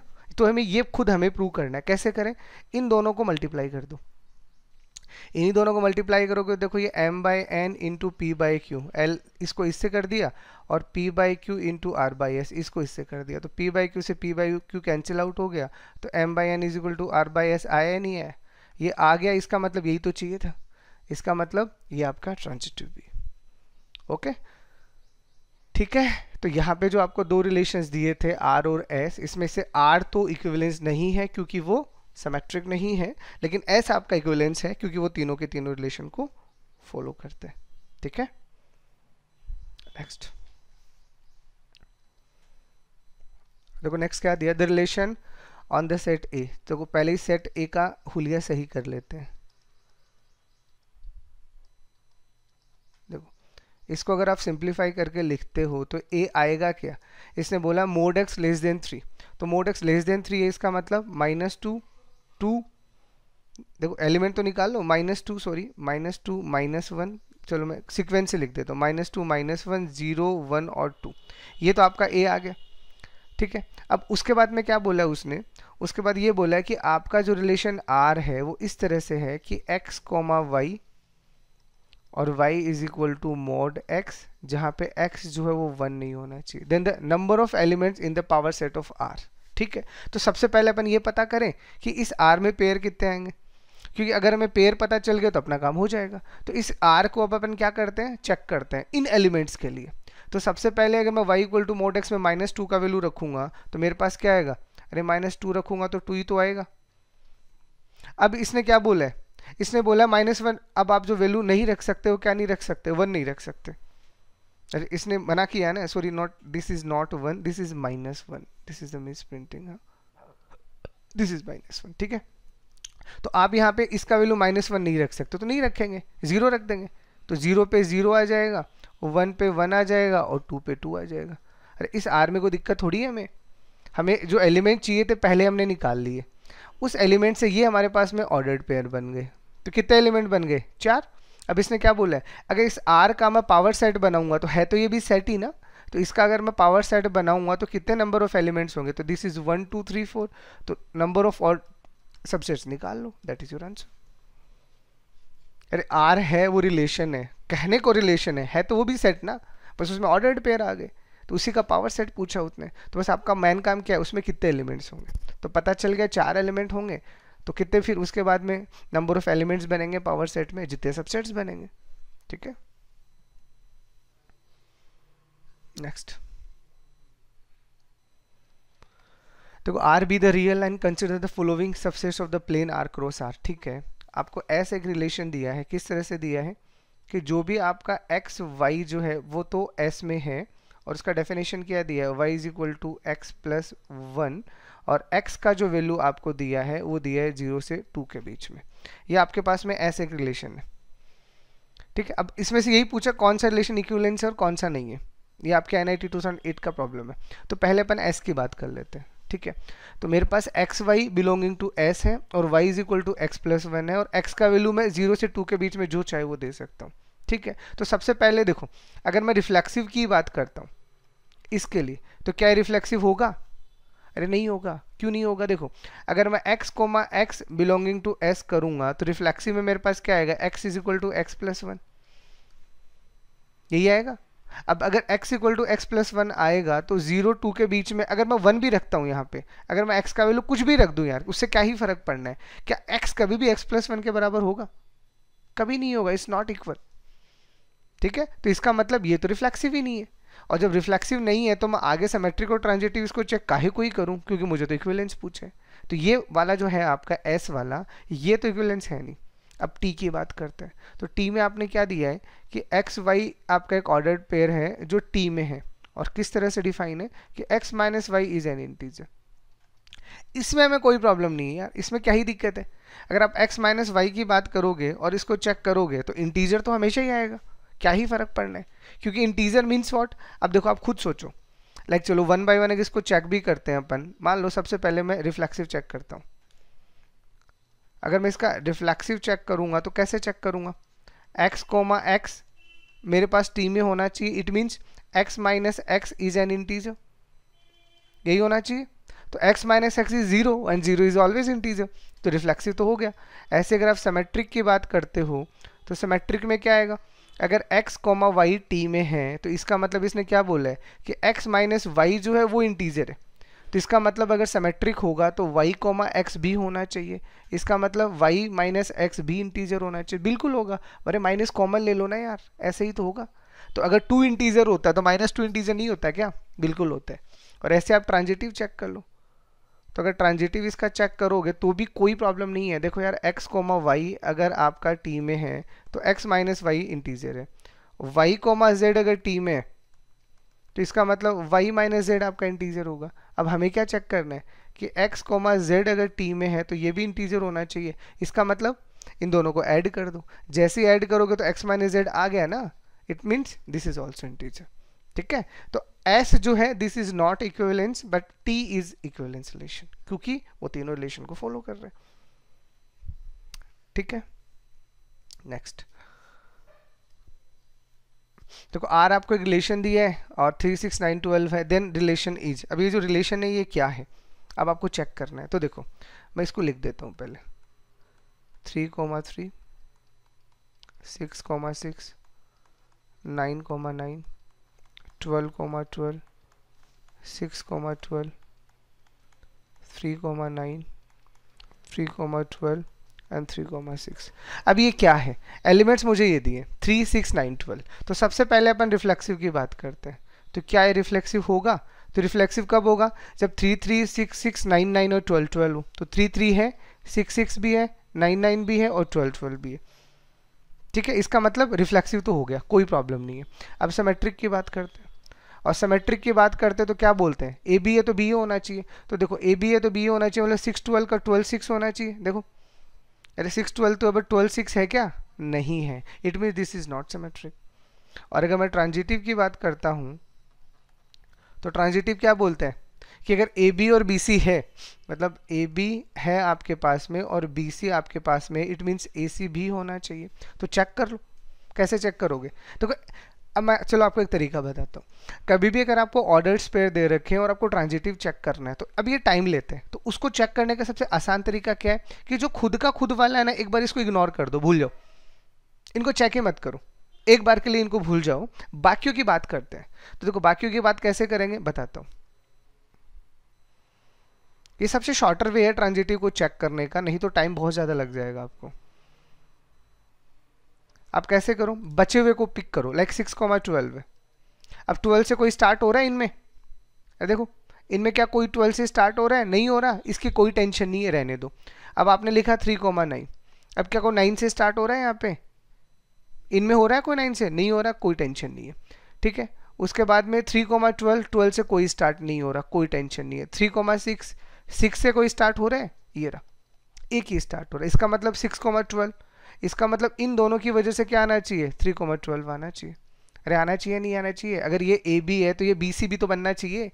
देखो 6,12 है, अब 12 से कोई स्टार्ट ही नहीं हो रहा, अरे इसको मत चेक करो, इसको चेक करोगे ना तो ये खुद ही आएगा। इसीलिए क्या होता है, जब भी हम ट्रांजिटिव चेक करते हैं ना, खुद वाले एलिमेंट्स को एक बार इग्नोर कर देते हैं, ठीक है, बाकियों को चेक कर लेते हैं। 6,12 है, 12 से कोई स्टार्ट नहीं हो रहा, इससे कोई दिक्कत नहीं है। 3,9 है, 9 से कोई स्टार्ट नहीं हो रहा, इससे भी कोई दिक्कत नहीं है। 3,12 ये भी कोई दिक्कत नहीं कर रहा। अब 3,6 ये आ गया और 6,12 ये आ गया, मतलब इन दोनों में अब हमें दिक्कत आई। तो 3,6 और 6,12 की वजह से 3,12 होना चाहिए, तो इसमें है क्या, बिल्कुल है ये रहा। अब बाकियों से कोई दिक्कत ही नहीं है, it means it is the transitive, ठीक है। तो ये जो 6 वाला रिलेशन है, ये आपका रिफ्लेक्सिव और ट्रांजिटिव तो है, बट सिमेट्रिक नहीं है। क्लियर। 7th एक और देख लो, आपको आर क्या दिया है, 1,3, 4,2, 2,4, 2,3 एंड 3,4। अब इसको चेक करना तो रिफ्लेक्सिव, सिमेट्रिक एंड ट्रांजिटिव। तो सबसे पहले रिफ्लेक्सिव, वो तो देखते रिजेक्ट हो जाएगा, क्यों, क्योंकि 1 2 3 4 में से ना 1 1 है, ना 2 2 है, ना 3 3 है, ना 4 4 है, एक भी नहीं है, 4 ही होने चाहिए था ना, तो रिफ्लेक्सिव तो वैसे ही कट हो गया। सिमेट्रिक की बात करो तो 1 3 का 3 1 है, 4 2 का 2 3 का 3 2 नहीं है, अरे 2 3 तो भाई 3 2 इज वेयर नहीं है, इट मीन्स ये सिमेट्रिक भी नहीं है। अब ट्रांजिटिव की बात करते हैं, तो ट्रांजिटिव में कैसे चेक करेंगे, देखो ये 1,3 है, ये 3,1 है, 1 1 होना चाहिए, वो भी नहीं है, तो ट्रांजिटिव भी नहीं है। तो this is neither reflexive, symmetric और ट्रांजिटिव, तो ये तो तीनों ही नहीं है, ठीक है, ओके। चलो नेक्स्ट। अब नेक्स्ट भी आप ही के एग्जाम का है वह क्वेश्चन है, देखो क्या है, पहले क्वेश्चन आपको समझाएं। W denote the word in English dictionary, define the relation R और R। अपन तो बस X Y की बात करते हैं, ये X Y है, ये आपके रिलेशन R में है, ठीक है। किस तरह से है, डेफिनेशन देखो, the word X and Y have at least one letter in common, ठीक है, X and Y have at least one letter in common, ये हमें डेफिनेशन दी। अब पूछा आर क्या है, तो वही ऑप्शन हमारे पास में वही तीनों के तीनों है, तो अपन पहले तीनों को लिख लेते हैं, रिफ्लेक्सिव, सिमेट्रिक और ट्रांजिटिव। अब चेक करते हैं, तो सबसे पहले रिफ्लेक्सिव की बात करते हैं। तो रिफ्लेक्सिव में तो x, x ही आएगा जो R से बिलोंग होगा, तो x, x आएगा, तो x एंड x। अब यार ये तो दोनों वर्ड ही सेम बन गए, अब जब दोनों वर्ड ही सेम होंगे तो एटलीस्ट एक कैरेक्टर क्या, इसमें तो सारे कैरेक्टर कॉमन होंगे, तो रिफ्लेक्सिव तो वैसे ही आसानी से हो जाएगा। दूसरा चीज़, अगर मैं x, y belonging to R करूँगा, अगर इन दोनों में अगर कोई भी एक लेटर कॉमन है तो 100% y, x में भी तो एक लेटर कॉमन होगा, इन दोनों में भी में कोई दिक्कत नहीं है, तो ये आपका सिमेट्रिक भी हो गया। अब बात करते हैं ट्रांजिटिव की, तो ट्रांजिटिव को समझाने के लिए ना मैं कुछ एग्जाम्पल ले लेता हूँ। फॉर एग्जाम्पल, मैं x को एक वर्ड मान लूँ ABC और y को एक वर्ड मान लूँ DEF, ठीक है, लाइक नॉट DEF, अगर ये ABC है तो मैं इसको मान लेता हूँ CDE। तो इन दोनों में एक लेटर कॉमन दिख रहा है आपको, क्या दिख रहा है, C, चलो ठीक है, AB तो हो गया। अब अगला पेयर बनाते हैं CDE और अगला मैं बना देता हूँ EFG। तो इन दोनों में आपको एक लेटर E कॉमन दिख रहा है, ये भी हो गया। लेकिन क्या मैं इसको इसके साथ जब मर्ज करूँगा, यानी ABC को अगर मैं मर्ज करता हूँ किसके साथ में, EFG के साथ में, तो क्या इनमें कोई लेटर कॉमन है, अरे इनमें तो कुछ भी कॉमन नहीं है। इसका मतलब इन दोनों में भी कॉमन है, इन दोनों में भी कॉमन है, तो इसमें भी तो कॉमन होना चाहिए, बट इसमें तो कुछ कॉमन है ही नहीं, it means it is not A transitive relation. अरे ये सारे आपके एग्जाम के आए हुए क्वेश्चन है, बहुत ही आसान आसान, आपका अपना सेंस लगाना है कि रिफ्लेक्सिव और सिमेट्रिक तो होंगे, but these are not transitive, ठीक है ना, वो रीजन अभी आपके सामने पड़े, ठीक है। चलो, ये तो बड़ा आसानी सा क्वेश्चन दे दिया यार इसने, ए दिया है, बी दिया है, देन तो टोटल नंबर ऑफ रिलेशन पूछा है, तो टोटल नंबर ऑफ रिलेशन का तो सीधा सीधा ही फॉर्मूला है, वो तो आप सीधा सीधा ही लगा दो, 2m इंटू एन, तो ये कितना आ जाएगा 235। क्वेश्चन सॉल्व, इसमें तो और करना ही क्या है, ठीक है। अब 10, अब देखो 10 में आपको सिंपल सा क्या बोला है कि if for any two real number a and b we define a R b if and only if this is 1, ठीक है, देन रिलेशन r। मतलब हमें क्या दिया है, हमें एक रिलेशन दिया है A B belonging to R. कैसे दिया है कि sine square a plus cos square b is equal to 1 होना चाहिए। अगर ये है तो अब ये जो रिलेशन है ये कौन सा रिलेशन है ये आपको बताना है। तो चलो सबसे पहले अपन बात करते हैं रिफ्लेक्सिव की। तो अगर मैं रिफ्लेक्सिव की बात करूंगा तो मैं क्या बोलूँगा कि a कॉमा ए आर में होना चाहिए।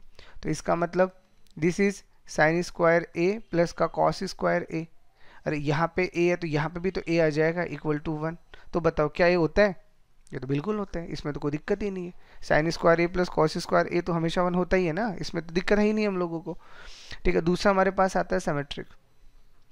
सिमेट्रिक की बात करते हैं तो ये क्या बोल रहा है कि ए बी अगर आर में है तो ऐसा है, तो ये तो खुद ही बोल रहा है ऐसा है। तो अगर यहाँ पे अगर मैं बी ए भी कर दूंगा तो उससे क्या ही हो जाएगा, बस इनके ऑर्डर ही तो बदल जाएंगे। तो इनके ऑर्डर बदल जाएंगे तो इसका मतलब क्या हो जाएगा, ये चीज़ें फ्लिप हो जाएंगी। तो फ्लिप होके कैसे हो जाएगा, this is sine square b और प्लस का दिस इज कॉस स्क्वायर है। तो क्या ये भी सही है? तो चेक करके देख लो कैसे, फिर से इनको सॉल्व करो तो कैसे लिखोगे, दिस इज 1 माइनस का कॉस स्क्वायर बी इसको लिख सकते हैं और 1 माइनस का साइन स्क्वायर ए इसको लिख सकते हैं इज इक्वल टू 1। अब इसको फिर से सॉल्व करो, ये क्या बन जाएगा, साइन स्क्वायर ए प्लस का cos square b is equal to 1। तो बन गया, ये तो बराबर वापस से वही आ गया। देखो अरे यहाँ से तो कुछ नहीं समझ आ रहा, हमने फिर से इनको चेंज कर दिया, साइन को कोस बना दिया, कोस को साइन बना दिया। तो इसका मतलब sine square a plus cos square b is equal to 1, तो वो तो है ही, खुद ही बोल रहा है। तो इसका मतलब क्या हुआ, इसका मतलब तो ये सिमेट्रिक भी हो गया, उसमें भी कोई दिक्कत नहीं है। और अब बात करते हैं ट्रांजिटिव की। तो ट्रांजिटिव में क्या होता है, पहले तो a कॉमा बी होगा। तो a कॉमा बी अगर r में है it means sine square a plus cos square b is equal to 1 होगा। अब बी सी अगर r में है इट मीन्स आपके पास में sine square b plus cos square c का वैल्यू 1 होगा। अब AC भी होना चाहिए। तो AC अगर R में होना चाहिए तो हमें क्या चाहिए पहले तो ये बताओ। तो हमें तो ये चाहिए कि साइन स्क्वायर A प्लस का कॉस स्क्वायर C 1 होना चाहिए, ये हमें चाहिए। तो अगर ये हमें चाहिए तो अपन इसको कैसे सोचें, ये तो हमने लिख दिया। अब अगर हमें इसको क्या प्रूव करना है, ट्रांजिटिव प्रूव करना, तो फिर हमें सॉल्व करना पड़ेगा। तो फिर से इन दोनों को सोचो। तो अगर आप इन दोनों को सोचोगे, देखो sine square A cos square B sine square B cos square C, तो बस इसको चेंज कर दो। यानी सबसे आसान तरीका क्या है, ऐड कर दो यार। ऐड करके बस आपको क्या करना है, इसको तो साइन स्क्वायर ए ही रहने दो, इस कोस स्क्वायर बी की जगह मैं लिख देता हूँ 1 माइनस का साइन स्क्वायर बी, ठीक है। ये आपके पास में साइन स्क्वायर बी ही रहने दो और इसको मैं रहने देता हूँ cos square c is equal to 1। तो देखो अब क्या हुआ चीज़ें यहाँ से, तो साइन स्क्वायर बी से कुछ और भी चेंज करना पड़ेगा क्या, एक मिनट रुकना। साइन स्क्वायर बी से तो साइन स्क्वायर बी तो कैंसिल आउट हो गया और this is what sine square A, देखो कुछ गड़बड़ ना कर दी अपन ने, तो ये भी तो 2 आएगा ना, सॉरी वेट, अब ठीक है। और ये भी तो 1 + 1 2 होगा ना, ऐड ही तो किया इन दोनों को, तो ये कैंसिल आउट हो गया। तो sine square a plus cos square c is equal to 1 आ गया, यही चाहिए था हमें। इसका मतलब ये ट्रांजिटिव भी हो गया, ठीक है। तो जो रिलेशन दे रखा है हमें वो रिफ्लेक्सिव भी है, सिमेट्रिक भी है और ट्रांजिटिव भी, मतलब तीनों है। तो तीनों है, इसका मतलब ये क्या हो गया, this is the equivalence relation, ठीक है। नेक्स्ट आपको क्या दिया है, एक रिलेशन दिया है x Y belonging to R, और ये किस तरह से दिया आपको कि x माइनस का y plus √2 is an irrational number. ये आपके पास एक इरेशनल नंबर है। अब आपको ये बताना है ये रिलेशन R है, ये क्या है। तो अगेन 1 बाय 1 चेक करो। तो सबसे पहले तो रिफ्लेक्सिव की बात करते हैं। तो रिफ्लेक्सिव की बात करेंगे तो रिफ्लेक्सिव में तो कोई तकलीफ ही नहीं आएगी क्योंकि x, x आने वाला है और x, x आने वाला है, तो दिस इज x माइनस का x प्लस का √2। तो x से x चला गया, ये तो √2 बच गया, ये तो वैसे ही रेशनल होता है, ठीक है। तो रिफ्लेक्सिव में तो हमें कोई दिक्कत नहीं है। अब बात करते हैं सिमेट्रिक की। तो क्या ये सिमेट्रिक भी है? तो सिमेट्रिक का सीधा सा गणित क्या होगा कि अगर एक्स वाई आर है, तो इसको मैं एग्जाम्पल से समझाता हूँ, ऐसे समझ नहीं आएगा। अब आपको क्या करना पड़ेगा, कुछ नंबर्स ऐसे मानने पड़ेंगे जिस पे ये चीज़ें काम करें, ठीक है। तो उसके लिए अपन सीधा सा एक एग्जाम्पल लेते हैं। कैसे लेते हैं? लाइक मेरे पास ये √2 है, तो मैं एक बार के लिए एक नंबर ले लूँ √2, 1। अरे √2, 1 एक नंबर ले लेता हूँ जो आर में है। तो इसमें x की जगह कितना रख रहा हूँ √2 और y की जगह कितना रख रहा हूँ 1। तो इसको सॉल्व करेंगे तो √2 माइनस का 1 प्लस का √2, दिस इज 2 √2 - 1। इसमें कोई दिक्कत है? कोई दिक्कत नहीं है, इरेशनल है। लेकिन जैसे ही मैं इसको 1, √2 करूँगा तो 1, √2 भी तो होना चाहिए ना। तो देखो this is 1 plus, sorry not plus, this is minus, this is 1 minus का √2 प्लस √2। तो ये तो कैंसिल आउट ही हो गया, तो 1 आ गया। और 1 इरेशनल थोड़ी होता है, अरे 1 तो रेशनल होता है। इसका मतलब क्या समझ में आया कि ये तो सिमेट्रिक नहीं हो सकता, क्योंकि अगर ए बी अगर सिमेट्रिक हुआ है, सॉरी ए बी अगर इरेशनल हुआ है तो बी ए को भी तो इरेशनल होना पड़ेगा, तो हो ही नहीं रहा है यहाँ पे। तो इसका मतलब ये क्या बना, सिमेट्रिक तो बना, सॉरी रिफ्लेक्सिव तो बना, सिमेट्रिक नहीं बना। अब ट्रांजिटिव और चेक कर लो, ठीक है। तो ट्रांजिटिव के लिए भी अब नंबर सोचो। अब नंबर सोचोगे तो एक ये सोचा ही पड़ रखा है, इसी को ले लो। एक तो √2, 1 ले लिया, तो √2, 1 लिया, इसमें में कोई दिक्कत नहीं है, अभी ले रखा है। तो दिस इज 2 √2 - 1 सेटिस्फाई कर रहा है, कोई दिक्कत नहीं है। अगला हमने ले लिया 1 के साथ में 2 √2, ये ले लो, हमने ये ले लिया। तो 1 के साथ 2 √2 लेंगे तो भी हमें कोई दिक्कत नहीं आएगा। क्यों? क्योंकि दिस इज 1 माइनस का 2 √2 प्लस का √2, दिस इज 1 माइनस √2, ये भी हमारा काम कर रहा है। लेकिन एक √2 है और एक 2 √2 है, ठीक है। तो इसका मतलब अब मेरे पास में ये a बन जाएगा और ये c बन जाएगा। तो इसका मतलब दिस इज √2 माइनस का 2 √2 और प्लस का √2, तो ये तो 0 बन गया, ये तो इरेशनल बना ही नहीं। इसका मतलब ये ट्रांजिटिव भी नहीं है। ये देखो, ये नंबर आपको सोचने पड़ेंगे। अगर ये नंबर अगर आप ऐसे नहीं सोच पाए ना, तो आप इनको हमेशा ही सिमेट्रिक और ट्रांजिटिव बना पाओगे। लाइक x और y अगर आपने हमेशा ही रेशनल लिए ना, तो रिजल्ट हमेशा ही रेशनल आएगा। अब आप x y को कैसे भी लो, ये तो रियल नंबर्स हैं, बस इसको आपको प्रूव करना है। तो उस प्रूव के लिए बस आपको इतना चीज याद रखना है। तो बताओ कोई दिक्कत यहाँ तक? क्लियर? तो ये रिफ्लेक्सिव तो है, but this is not symmetric and not transitive. Next, तो S be the set of all real numbers in the relation A B, ठीक है। ए बी एक ऑर्डर्ड पेयर है एस में, जो किस तरह से डिफाइन है कि 1 plus A B is greater than 0, ये आपको दिया गया। अब आपको ये बोला है कि बताओ ये रिलेशन किस तरह का है, तो चेक कर लो, बहुत आसान है। सबसे पहले रिफ्लेक्सिव ही चेक कर लेते हैं। तो अगर अपन रिफ्लेक्सिव चेक करेंगे तो हम क्या सोचेंगे कि a, एस में होना चाहिए, और वो होना चाहिए, इसका मतलब ये तो 1 प्लस a इंटू ए यानी a², तो ये तो हमेशा ग्रेटर देन 0 होगा। अरे ये तो पॉजिटिव बन गया ना। अब ये पॉजिटिव में कुछ भी जोड़ोगे तो हमेशा ग्रेटर देन 0 होता है, तो रिफ्लेक्सिव तो बन गया। अब बात करते हैं सिमेट्रिक की। तो अगर आप सिमेट्रिक की बात करोगे तो ए बी आपका एस में है, तो इसका मतलब 1 प्लस ए बी ग्रेटर देन 0 है। इसका मतलब बी ए भी एस में होना चाहिए। तो बी ए एस में है, इसका मतलब 1 plus b into a greater than 0 होना चाहिए। तो कोई प्रॉब्लम नहीं है, this is the commutative law, a into b is always equal to b into a, it means this is also valid, ठीक है। तो रिफ्लेक्सिव और सिमेट्रिक में तो अभी कोई दिक्कत है नहीं। अब बात करते हैं ट्रांजिटिव की। तो क्या ट्रांजिटिव भी बन पाएगा? तो ट्रांजिटिव के लिए अब आपको क्या करना है, अब आप खुद एक एलिमेंट सोचो जिस पे ये काम करे। तो कैसे करोगे? अरे एलिमेंट सोच के देखो। अगर आप एलिमेंट सोच के देखते हो तभी तो जाके ऐसा काम होगा। तो बताओ यहाँ पे किस एलिमेंट को आप सोचोगे कि ट्रांजिटिव को अपन चेक कर सके, क्योंकि ट्रांजिटिव में अब दिक्कत आएगा, डायरेक्टली पॉसिबल नहीं है। मतलब अगर आप इसे 1 प्लस ए बी ग्रेटर देन 0 कर दो ए बी के लिए, 1 plus b c greater than 0 कर दो, ये भी हो गया। अब जब आपको ए सी करना है तो आपको 1 प्लस ए सी ग्रेटर देन 0 करना पड़ेगा, ये आपका प्रूव होना चाहिए।